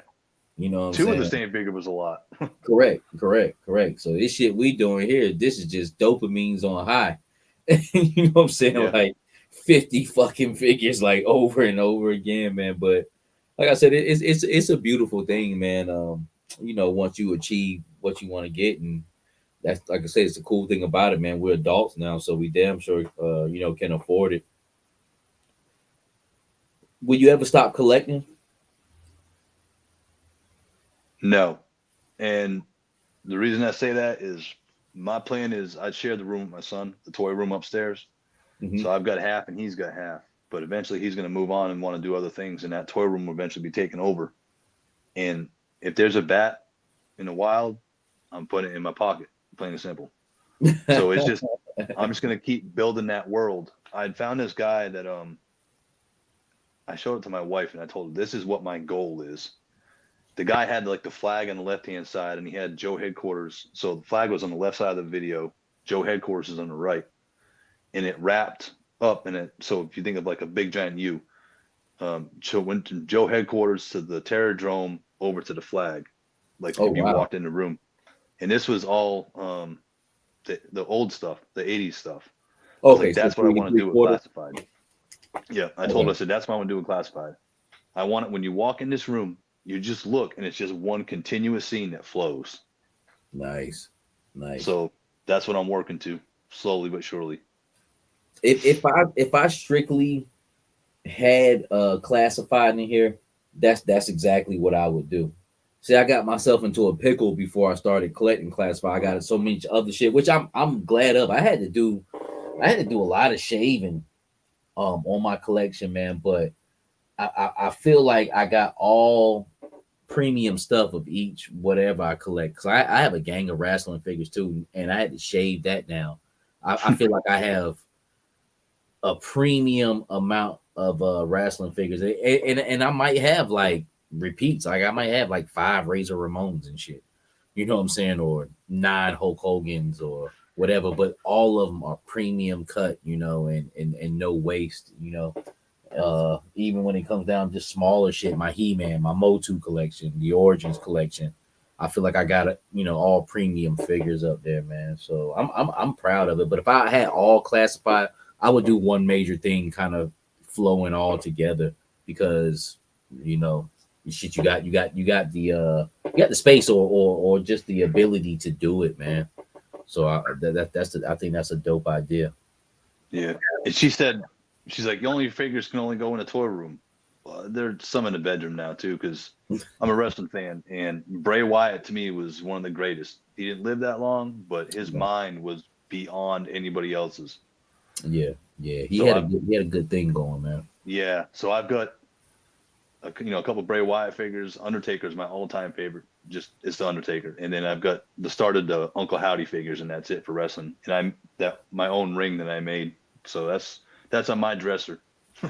Nice. I have a Bray Wyatt Ultimates that I got. That was one of the first Ultimates I brought, which it's a dope figure, and I got a couple of Undertakers, man. It was just hard for me to find a good Undertaker. I think I I got one that's my pretty favorite, man. But it was hard for me to find a good coat they would make. They would never make a good soft goods coat. He has a couple of rubber coats. So I'm like, why did they put this shit on him? You know, I had to take it off, man, because he's like this and shit. You know what I'm saying? It's like crossed out, like his arms is stuck out. So, but I got a couple good ones. You think as long as they were making those figures, their face scans would be dead on every time? They're either great or just straight shit. Yeah. Well, they don't waste any money on spend any money on the bodies because they're the same bodies over and over again. That's why I was like, man, look, I gotta bring this shit to an end. You know, I almost got who I almost get the other day. Somebody almost made me. I forgot who it was. But I was like, man, I can't even fuck with it. I just can't do. I gotta put it down. I told myself I was gonna stop on this collection, but I'm proud of it, man. I still got a lot up there. Yeah, I probably got like 100 wrestling figures, man. Good Lord, I think I got 8. All the greats. All the greats. I can look at them right now. I got British Bulldog up there. I see Razor Ramon, Macho Man, Ric Flair, of course, my man. The whole fucking NWO. I got Brett Michaels, Ricky, Dragon Steamboat. Yeah, I got them all, man. So, but you know, it's a collection. Like I wouldn't plan on going on forever with that one. You know, I got who I got. But let's just cap it off right there. Yeah. So what's your favorite? Oh no, go ahead. We were in Walmart the other day, and we were letting him go up and down the aisle so we can kind of get Christmas ideas he wanted. And they had Eddie's lowrider in there with Raven Mysterio in it. Yeah, the red joint. Yeah, and I told her I want to get it. She's like, "What are you gonna get it for?" I said, "You ain't gonna believe." She's like, "What?" I'm like, "I'm gonna put airbags on it." She's like, "Are you stupid?" I'm like, "You know that video with Snoop bouncing?" She's like, "Yeah." I'm like, "I'm gonna have that damn hydraulics in that car from G.I. Joe." She's like, "For who?" I'm like, "I don't know, but it's gonna be hopping." That would be dope, man. I've been waiting on that thing to go to Ollie's, man. It's been fucking hanging on there in retail for a fucking long time, man. You talking about 3 years? I'm like, when is this shit gonna show up at Ollie's? You know what? I really want to come back to Ollie's. That fucking truck, man. The rig, them shits got missing though. And yeah, I just got another one, but I paid like $50 for it. Man, them shits was going for like $15 in Ollie's, something like that, real low at one time, man. But they got missing quick. People jumped on those shits, and not the fact of customized. I think people for $15, just anybody would buy that. Well, that and the damn ambulance are like the $80-$90 on eBay. I brought the ambulance out of Target. I never found that on sale. I just brought it out of Target. And it was a long time ago too, man. I'm talking like 4 or 5. It seemed like 4 or 5 years ago. I know at least 4 years where I brought that ambulance, and I just like it. I thought it was dope. And this is when 112 vehicles was a desert. I mean, there wasn't a fucking the engine of vengeance haven't even came along yet. That's when I brought that ambulance, man. So it ended up being a great vehicle, and I never chased it. I never chased another one since. So I'm pretty sure the market is up there for it. Because even if it's not converting anything, it's actually still a great ambulance. That's why I brought it for. And then the fact where the gurney pops out the back and shit, that's even it's a dope vehicle, man. But I can see it being $90. I wouldn't pay $90 for it, but shit, anybody else got an ambulance? That's about it. Bobby Wald hit me on the Target trucks. There's a couple of vehicles at Target, and I think you were talking about them too, like the fire trucks and stuff. But the vehicle's the scale, but you ain't getting a figure in there. One, the doors don't open, and two, the cab is small. It's the vehicle's a scale, but if you put a figure in, you're gonna need to put a 3 3/4, 4-inch figure in it. It will not fit a 6. Oh no, man.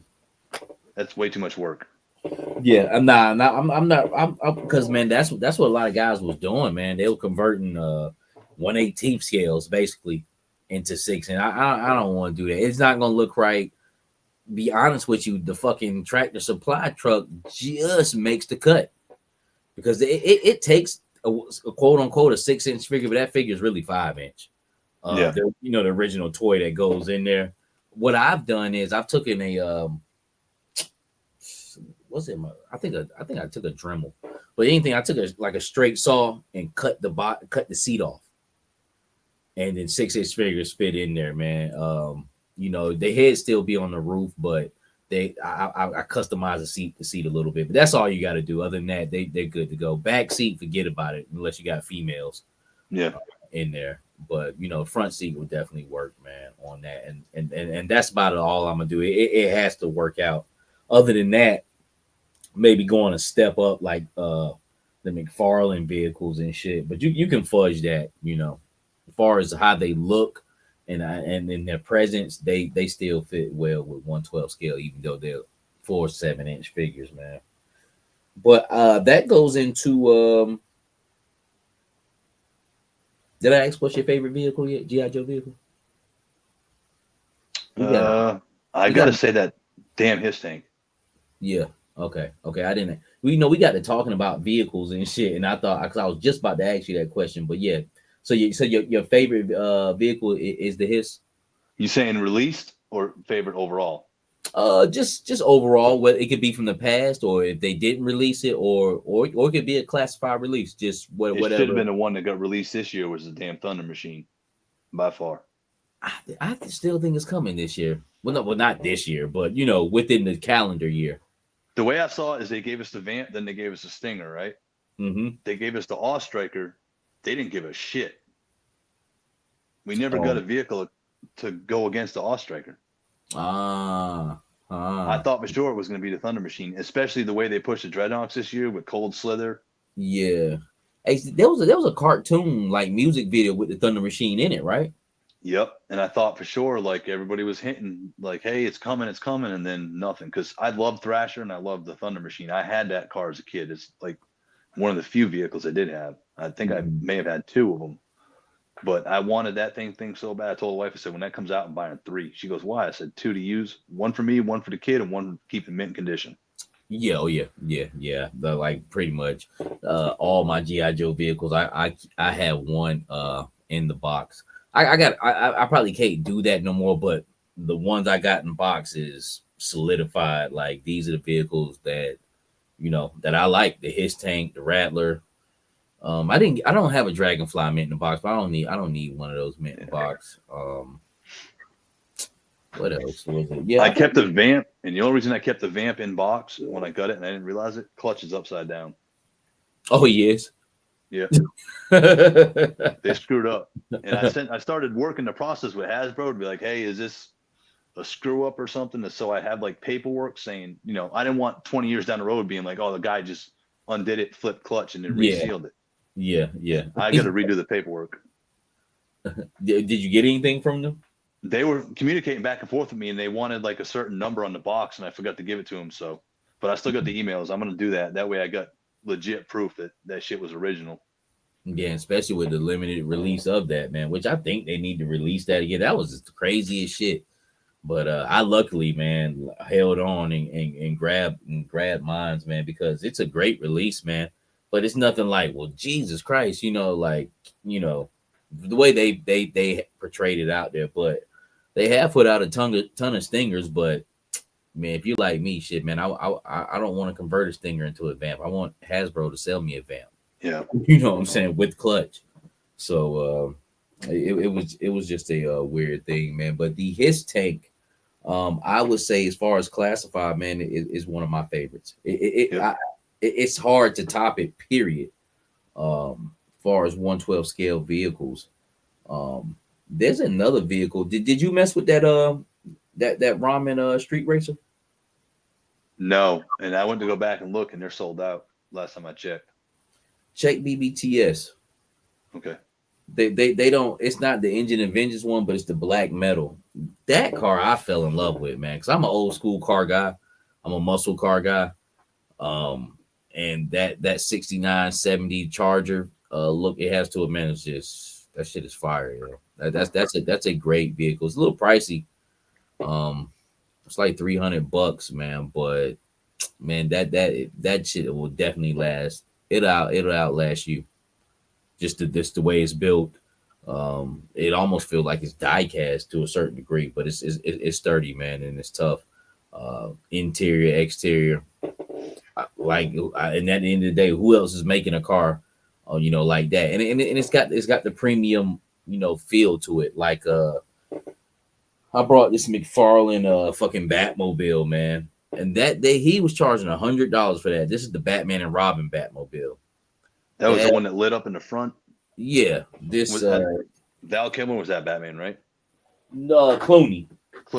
Yeah, it was like the really cartoony Batman movie they made. Yeah, this shit feels so fucking plasticky. This like is a not Barbie car, huh? Like a Barbie car, pretty much.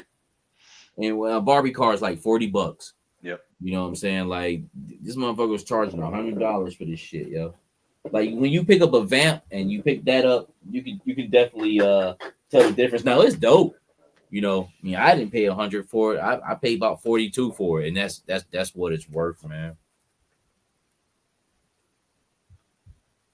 Biggest problem with collecting.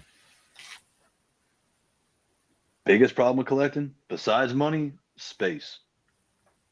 Look, I was gonna give you an ultimatum. I was gonna say money or space. Because that's wasn't a problem until I quit my job. I mean, I was only working for, it was, like I said, I get retirement for the military. So I mean, this was just extra money. She's Correct. like, well, you're gonna have to cut back in your Joes a little bit. I'm like, I know, but I came into the game late anyhow, and I caught up pretty quick. So when I get another job again, I'm not gonna fall behind. I'm just not gonna army build. Correct, man. Yeah, and be honest with you, at this point, now I got so many GI Joes, man. Look, I don't have to buy the new release when it come out. Yeah, I'm still trying to enjoy some shit from 2 months ago. Hell, I got a book over there, diorama ideas I want to do on videos, and it's probably 5 pages of shit with plans. So it's not like right now, and that's for the figures and vehicles I already have. Never mind what's coming out. Exactly, with plans. Yeah, I mean, I did like legit. I write it down. I kind of do a rough sketch real quick, and then I might be working on like the Hawk's Nest, and I get an idea for something else, and I'll write it down in my book. I was sitting in here like 1 o'clock in the morning one night, and I had popped an edible, and I looked over at the book, and she wrote a note. She goes like, "Come to bed. I love you and miss you." She must have did it one day when I was at work. And put it where he gonna find it. Yeah, but I'm in the garage almost every night doing this shit.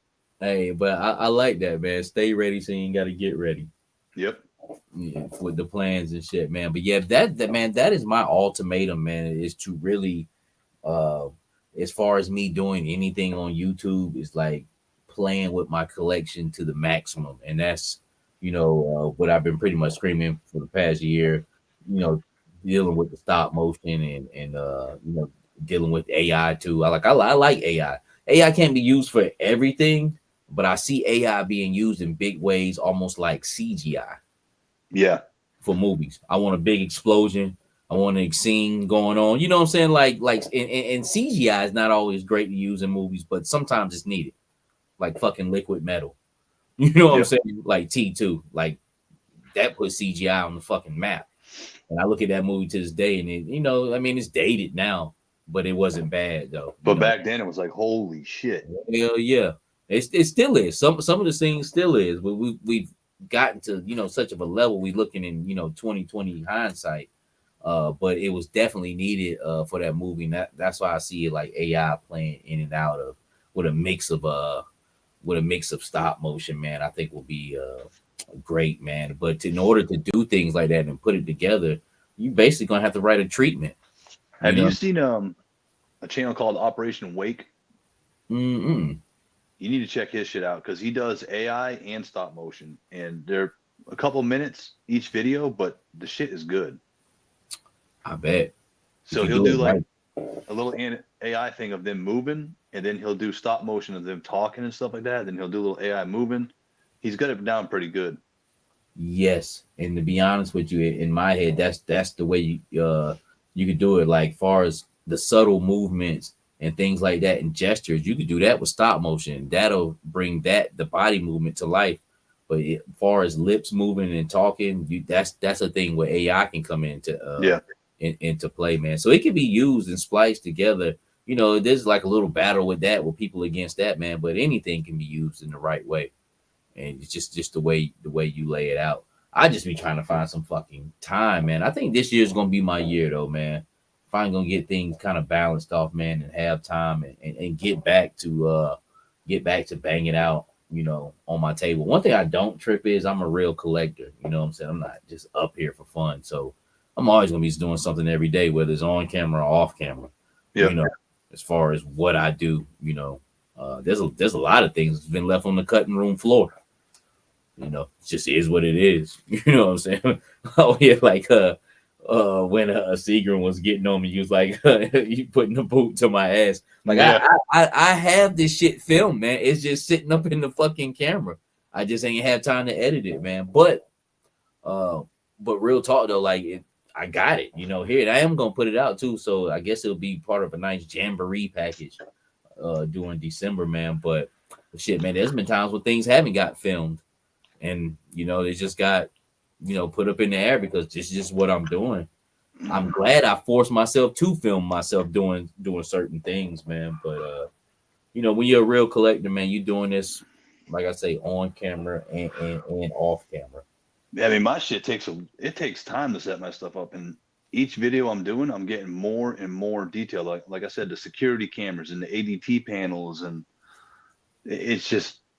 But that's what I enjoy doing, and I'll put the video out. I'm like, oh, this would be good, but it doesn't get that many views or whatever. I don't care. I'm doing this. My kid sees it. He came out here the other night. He's like, what's different? I'm like, nothing changed. I was worked all day. I came home. He comes out and he goes, no, that moved. I'm like, oh shit, you're right. That did move. I'm like, I knocked it over. He goes, that's different. And he walks back in the house. He knows. Hell yeah, man. Like I say, man, it's different when you got passion behind you, man. And the thing with me, like shit, man, like I put out videos. Sometimes they get a lot of views, sometimes they don't. But it's the concentrated, I wouldn't necessarily say following, but core people that fuck with me that I do it for, and we converse over it. You know what I'm saying? And I'll have things that I'll put out and they'll swell up, but a lot of them people just fly by. People, when a video gets a lot of, thousands of views or 1,500 or whatnot. But I know within that swelled up number, those core people are there. You know what I'm saying? To see it so we can converse and talk, and have fun like how we do in the lives, and because we're all into the same shit. You know what I'm saying? We're really about this. Army build or dial build? Which would you prefer? I started off army building, and now I prefer dial building. I'm trying to think what army build or dial build. The Rattler, I like making that. I think you saw that video. I had the Rattler diorama. Yeah. Making that damn hanger, that was fun. Like, how can I make this hanger look like it's real? But I'm limited to this space on the table I have, because this is an old workbench I made. It's 48 by 52, I think. And I took all the shit off, all my tools off, and I was like, I'm gonna do it here, because I was doing just small stuff, and I was like, that sucks. I can't do much. Like my brain starts moving, Yep. With dial build all day long. And that's why I say I think I got to get off my table and get on the floor. That's where I'm going to next. It's like, but real talk, man. I think that's gonna work out better for me, because I feel like I don't have enough space on the table anymore. For what I want to do, and these things are so big, you got to get a range on these motherfuckers, man, to actually make things look a little bit more realistic. I can't have things so cluttered because I got so much going on, but it's really not a lot. These figures are huge, really. These aren't 3 3/4. You got to have your space and your range, man. I think I gotta take it down to where I might not be using the whole floor, but the way my scene has to be mapped out, it has to be laid out huge. Yeah, I was talking to my wife. I was at work one day. I was texting her. I'm like, we need a shed, which we already have. She's like, why? I'm like, I want to put my G.I. Joes in it. She's like, okay, I want you to get a shed and get them out of the house. I'm like, okay, cool. And then I got home later that day. I'm like, we're not buying a shed. She's like, why not? I said, I want to add on to the house. I said, under one condition, because she don't want to move out of this house. She loves this house. I said, when I'm older and I can't walk up the damn stairs, that's when you can have that room. But I said, until then, I want this room, and I want only my Joes in it. She's like, all right, let's start looking to a contractor. Nice. So nice. I might get my own Joe room where I can do what you said and go on the floor and lay out. Yeah. And be honest with you, man, check it. Like, even with movies, man, when they had they pretty much were using like 1/12 scale shit, like say like a Ghostbusters for like a marshmallow, or Shooting the Galaxy, who does the G.I. Joe shoots for Hasbro. Mm-hmm. They had their shit laid out like on the floor. Yeah, they're like walking inside the diodes. That's how big those diodes is, and that's what made it make sense to me. I'm like, well, they should be on point, and they're doing the same thing I'm doing, but when every time I see them, they're kind of like inside of these shits. They got to space it out, you know. So that's basically what I got to do. I got to take my room, the floor, utilize that 10 by 10 area that I can use and basically be inside of the diode now, man. I think I can take my shit to the next level. There's a guy he doesn't have a channel, but he's got a diorama. I think it's 14 by 20. He's got a classified rattler. It looks like a damn micro machine. Damn, a 14 by 20, something like that. It's a 2-stall garage at least. That's what's up, and that's what the fuck I'm talking about. I'm in a 20 by 20 now.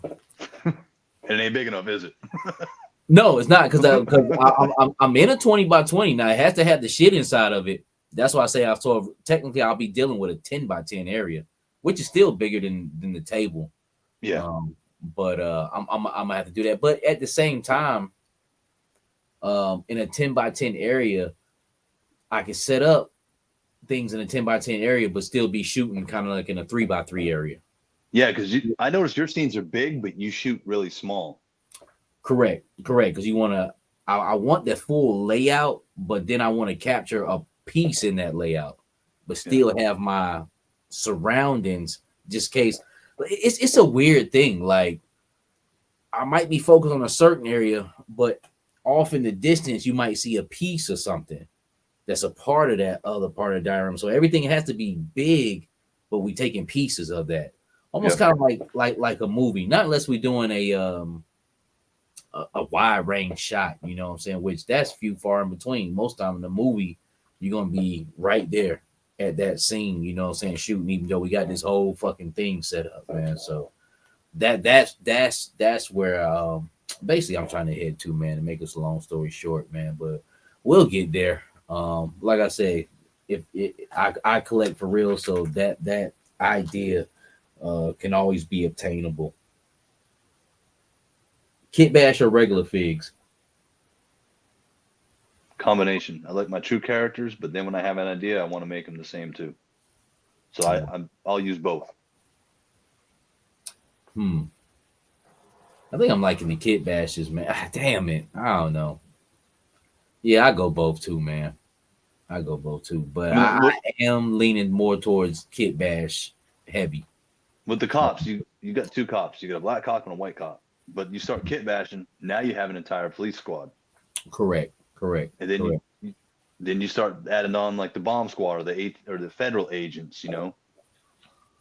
Putting your own flavor on it, man. Yeah. And as far as even writ dying, you know what I'm saying? Like the possibilities are endless. Or, you know, faceless person.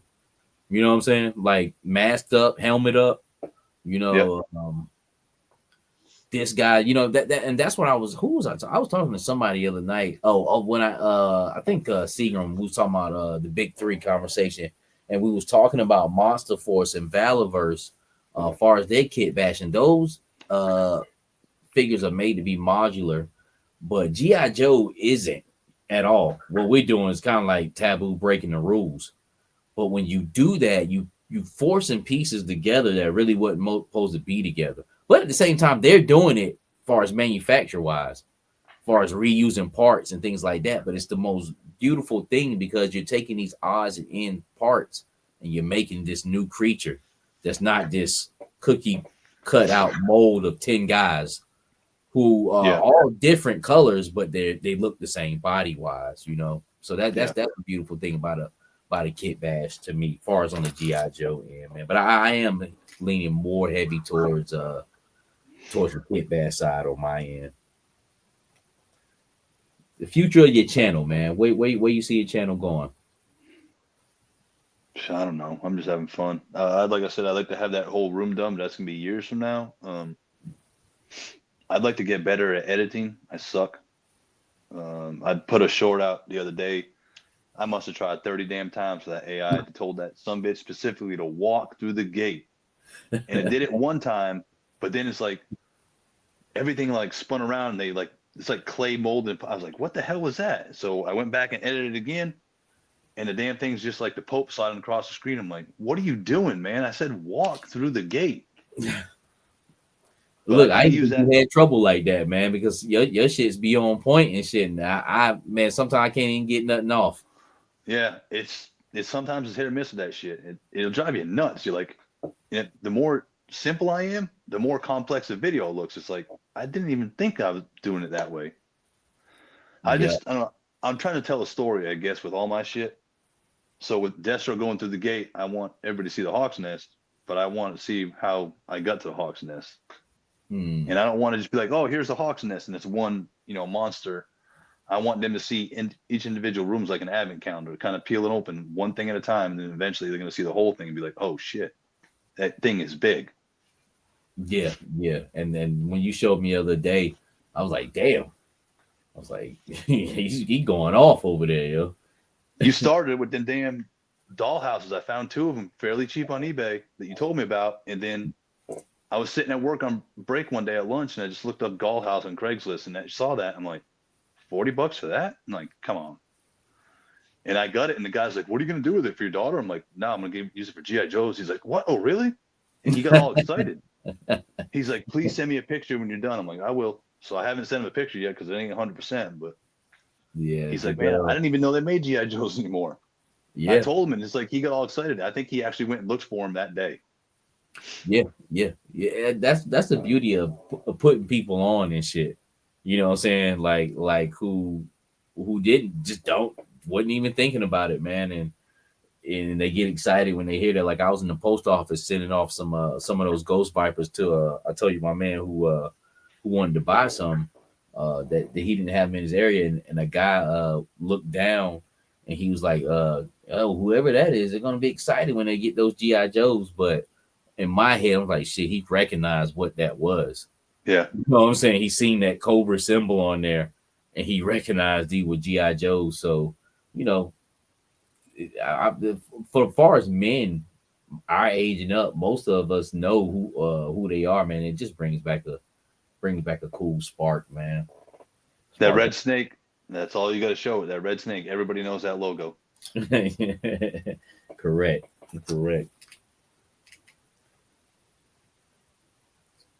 You think action figures will die? You think the classified line will eventually die? Everything's got a timetable. I mean, every timetable is a little different, but eventually I think action figures will go away. Kids are just getting more to electronics. Same here, man. That's why I hold mine near and dear. Yep. You know what I'm saying? And it's not even like, oh man, these are gonna be worth a lot. It's just something I'm really passionate about and really want to keep in my wheelhouse at least. Who knows? I might have some grand boys. I don't know. Hopefully I can squeeze me out of another baby and get me a son. But who knows, man? Maybe I have a grandson, man. That come around and I can pass these on to him. But I do feel like it's gonna die. I got a 24-year-old. I'm bad with dates, but I think she's 24. My stepdaughter. She's like my daughter to me. Mm-hmm. I've got my son who's 23 in boot camp, and I got my 7-year-old. My 7-year-old already loves him, but my daughter has got a little boy. He just turned 1, and he's gonna have action figures when he grows up. I'll tell you that damn sure. Nice, man.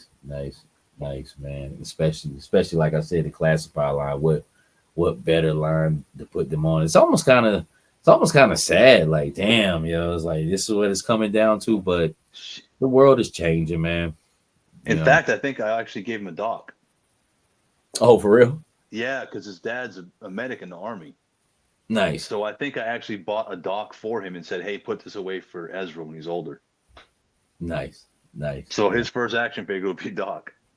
Doc's kind of after his dad. Yeah, Doc is a great figure, man. Matter of fact, I need to buy a couple of more Docs. I think about it. Hopefully he'll go on sale. A great figure to Kit Bash as well too. Mm-hmm. How you feel about that Lifeline? I had Lifeline as a kid. He was one of my box Joes. I didn't really use him too much. I always used I didn't have Doc. I don't remember who I used as a medic, honestly, but Lifeline, I didn't like the red.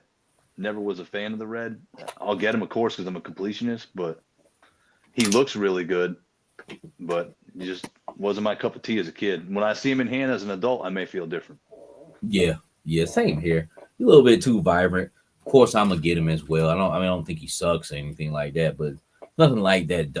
Doc. Doc is just sometimes plainer is better. He just got that khaki uniform, that medical uniform, and it's just not too much to him. He's right on point. He's in pocket. And he's like the old man in the group too. Yes. Yep. Words of one of wisdom. Yeah. I see him and Hawk teaming up a lot, talking, strategizing a lot for some reason. Correct. He has even though he's a medic, he still has kind of like, to me, the way I look at Doc, because I got another kit badge Doc that's coming.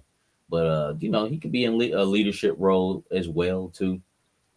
Just a wise, like you say, older Joe and shit. That's another thing I was gonna say too, man. Just with Joe's, man, I probably won't be getting that Lifeline till later on anyway. Because probably the first 6 months, I'm gonna try to do a little bit of fasting as far as figure intake, man. Because it's been a wild fucking fall, yo.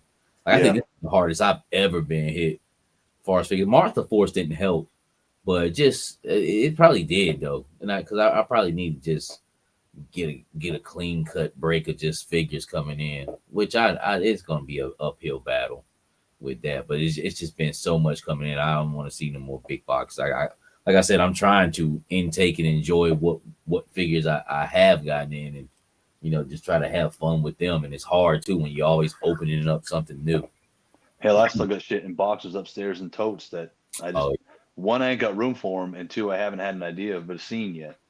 Yeah. I just opened up some Ninja Turtles, man, that I brought way back in May.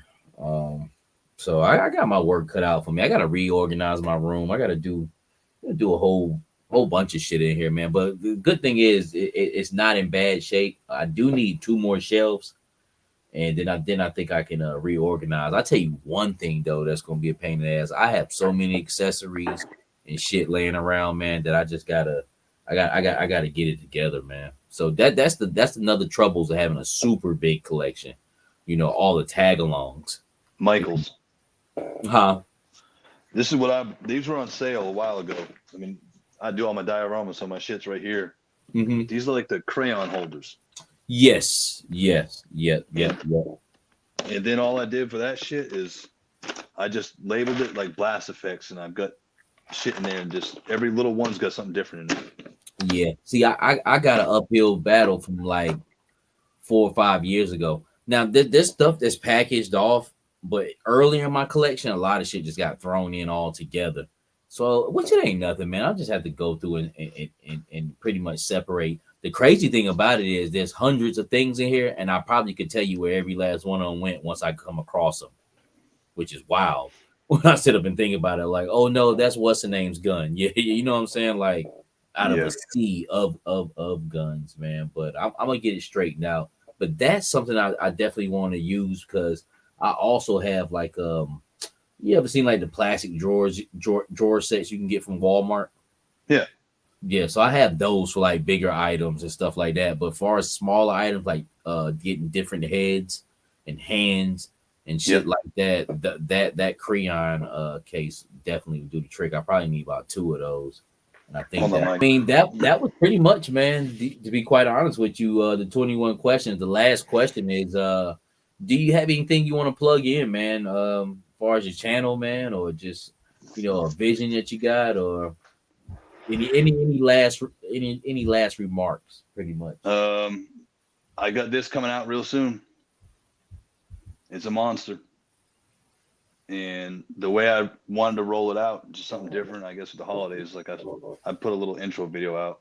I'm not good at making videos, but I do my best. But every Sunday, starting on the 30th at 7:00, I figure out how to do releases at a certain time. So I'm gonna film it and I'll put it out, and I'm gonna cover either a floor or a room at a time, and then until it's completely done. So over the next month, everybody tunes in 7 o'clock on Sundays Eastern time. I'll be putting a new video out on how this thing unfolded. Yeah, I can't wait to see it myself, man. All those different rooms. It's gonna be pretty dope. So you guys heard that every Sunday at 7. And name of the channel. It should be at Evil Dookie. At Evil Dookie. A lot of great diorama displays, a lot of great ideas as well. Hey, what'd you say you did with that for that bomb squad vest? You said you dyed that? Yeah, I had everything upstairs in the computer. I wish I would have taken it back. And I tried to tell my wife when she came out here, she wasn't paying attention. I took Tripwire's vest and all I did was painted it blue. Like, the little axe. I got Tripwire right here. These little accents they got right here, like the little tabs or whatever. I just painted it blue. And then the helmet, I just painted the overpart helmet blue itself. And then the decals from dyed it after that? Nope. Just painted it. Oh, that's it. Oh, so you just painted the vest and everything. Just the blue accents on it. The vest is already gray. Oh, it looked like it was jet black. So it wasn't jet black, that bomb vest? No.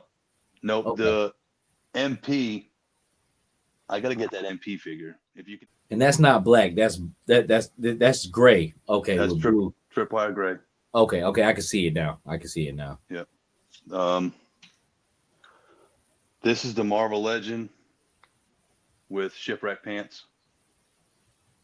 Yeah, that was good, man. And the only other thing I did was I cut the helmet on the 60th. Yeah. Just so it was cropped around the ears a little bit. And then the SWAT figures are easy. These things are like, I call them a finger condom. It's for gamers, for video gamers. It goes in your finger so it doesn't slip in a joystick or some shit. For real? Yeah. I've got a ton of them. I'll give you some. You ain't gonna buy them.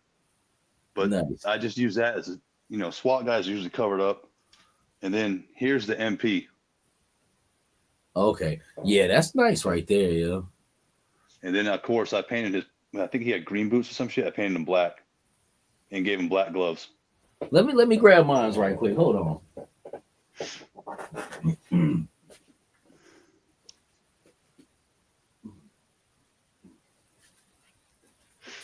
So you basically painted Law and Order's vest black, right? Nope. So here's what I did. The cop's vest. I bought a cop, so I took the vest off the bomb squad. Okay. And I put it on this one. Okay. And then I painted it black. I'm a 90s, 2000s Army guy, so I had the black in the day, not the multicam shit. Nice. And then the brassard is just one of those extra Cobra ones. I just put the MP on it. I'm gonna get a little patch for it. And then if you go to Walmart right now, the Harry Potter sets of those Zuru mini balls, you can get one of them comes with a key. Oh, nice. So I threw that on there because he'll be in the Hawk's Nest as a prison guard. Nice. So he got like the master key and shit. Yep. Nice. And then I painted the badge silver. That was it. Because the MP badge is usually silver. That black do look good on him. I wouldn't mind actually like a mix between the two, some blue and black vest ones. I'm not gonna do many of them. I might do but for one, I gotta find I got two 60th anniversary bodies over there, but I gotta find some more vests. And the only way I could do it is not unless the officer goes on sale or Law and Order. I can catch some on sale for him. Shout out to you, man, too, with that Holly Springs. Yeah, I ran up there, man, and they were just all gone, man. Everywhere I went, them Law and Orders got ate up. I was able to achieve one, which I made this one out of, actually in Fayetteville, Target, man. But I hadn't been able to catch them, man, anywhere else. If I see him, I'll scoop him up for you. Yeah, no doubt, man. I've been kind of casually searching, man, but I guess with the Law and Order, I never seen too many of him in Target, but he's been there. I know they're getting laced heavily right now with that 2-pack of Short Fuse and Steeler. Yeah. And the divers and shit, man. But that Law and Order is few far in between. But to be honest with you, bro, I think sometime in between now and Christmas, they'll go on sale online somewhere. Even if you see that, yo, let me know. Like, yo, they here at Amazon for like blah blah blah. I'm definitely gonna dive in because not only do you get a great figure, you get a dog as well. Yep. And I wish I would have bought one when I saw it, and I didn't even think about it until after. I think it was the episode you talked about Law and Order as a MP with the vest. And I was like, damn, I should have bought one just for the damn dog. Exactly, man. There's a couple of 2-packs out there I need to get just because of the dog. A Mutton Junkyard, he got down to like $27.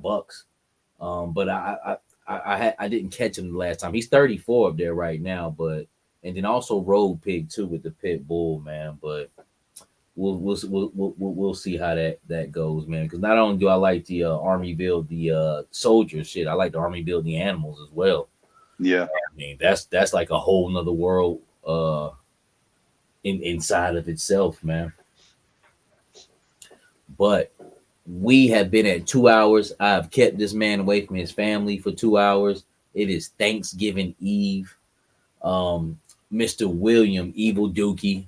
Actually, like I said, I was telling him backstage before this started, man. Like, this is my first time actually really conversing to figure out, background, who he is. We've been chit-chatting for a minute, just through the message line on the YouTube channel and the videos, man. But it was quite an experience, man. And he's a local guy as well, man. He's part of that. What you 910 or 919? Shit, I got my phone number back in 1998 when I first got here as my first cell phone. Damn. 910. And it's been that same number since? Same fucking number since. I got divorced from my ex. I told her, I said, you fucking change my number, I'm going to lose my shit. I said, I don't care what else. I'll sign whatever the hell you want. My phone number's got to stay the same. I've had that number since 98. Man, you got me beat. I thought I was the king. I've had my phone number since 2009. I was like, yeah, ain't nobody fucking got no. Is 910 old? Huh? Is 910 old? That's the original one. Now, the reason why I asked you because Harnett County is kind of split. 919 starts to go into Raleigh, and then the 910 is us all the way down to Wilmington. But no, 910 is all I ever known. They got some few other ones that snuck in there over time, like 984 or 980, some fucking off-brand shit. But that 910 since I was on Murderette Street, Fort Bragg. Which the Barretts ain't even there anymore. They tore that shit down too. Yeah, shit. I probably didn't help tear them down, but I probably put the new ones up there. To replace them, man. Because I did a bunch over in over by Ardennes and shit. The 4 or 5s, the 6-story buildings that they got. Yep. Been up there for about 15 years. We did them in 05, 06. Yeah, I remember that. Yeah, so I did a lot of them, man, and just a whole bunch of shit out on base, man. Matter of fact, I was on there yesterday doing some shit, delivering some products, man. But look, man, I told you this would be a regular conversation, man. This is how I started combo with Seagram 7. We meet up at some fucking food line and exchange figures. The next thing you know, we talking for an hour and 30 minutes. I told him, I was like, man, shit, you come on the channel, bro. It'd just be like us talking. That's all. We'd be sitting up here talking forever. But I've held this man up long enough. This is straight savage. This is Evil Dookie. Y'all check him out. Remember Sundays, every Sunday at 7, he's gonna have a preview of you said that's pretty much your G.I. Joe headquarters, right? Yeah, well, it's gonna be G.I. Joe headquarters, and then when I'm done with this video, it's gonna be Cobra / Enterprise building. Nice. And then it's gonna be my son's. So I'm gonna get some use out of it, and I'm gonna give it to him, let him do his thing. He builds dials too. Nice. At 7 years old, he's doing it. Yeah, hey man, look, he coming up in an awesome area because we didn't have nothing. Imagination, we didn't even have nothing like to pretend like it was something else. You know what I'm saying? Just and the best is he ain't gonna pay for shit. Dad's paying for it all. No doubt, man. But Evil Dookie, Mr. William, man, it was awesome to have you here. Awesome for those who checked out the video. And like I said, remember, check out Evil Dookie every Sunday at 7 and other various videos that he put out. And with that being said, until the next time, God bless. Go on, get out of here! Who needs ya? You everybody. Good night.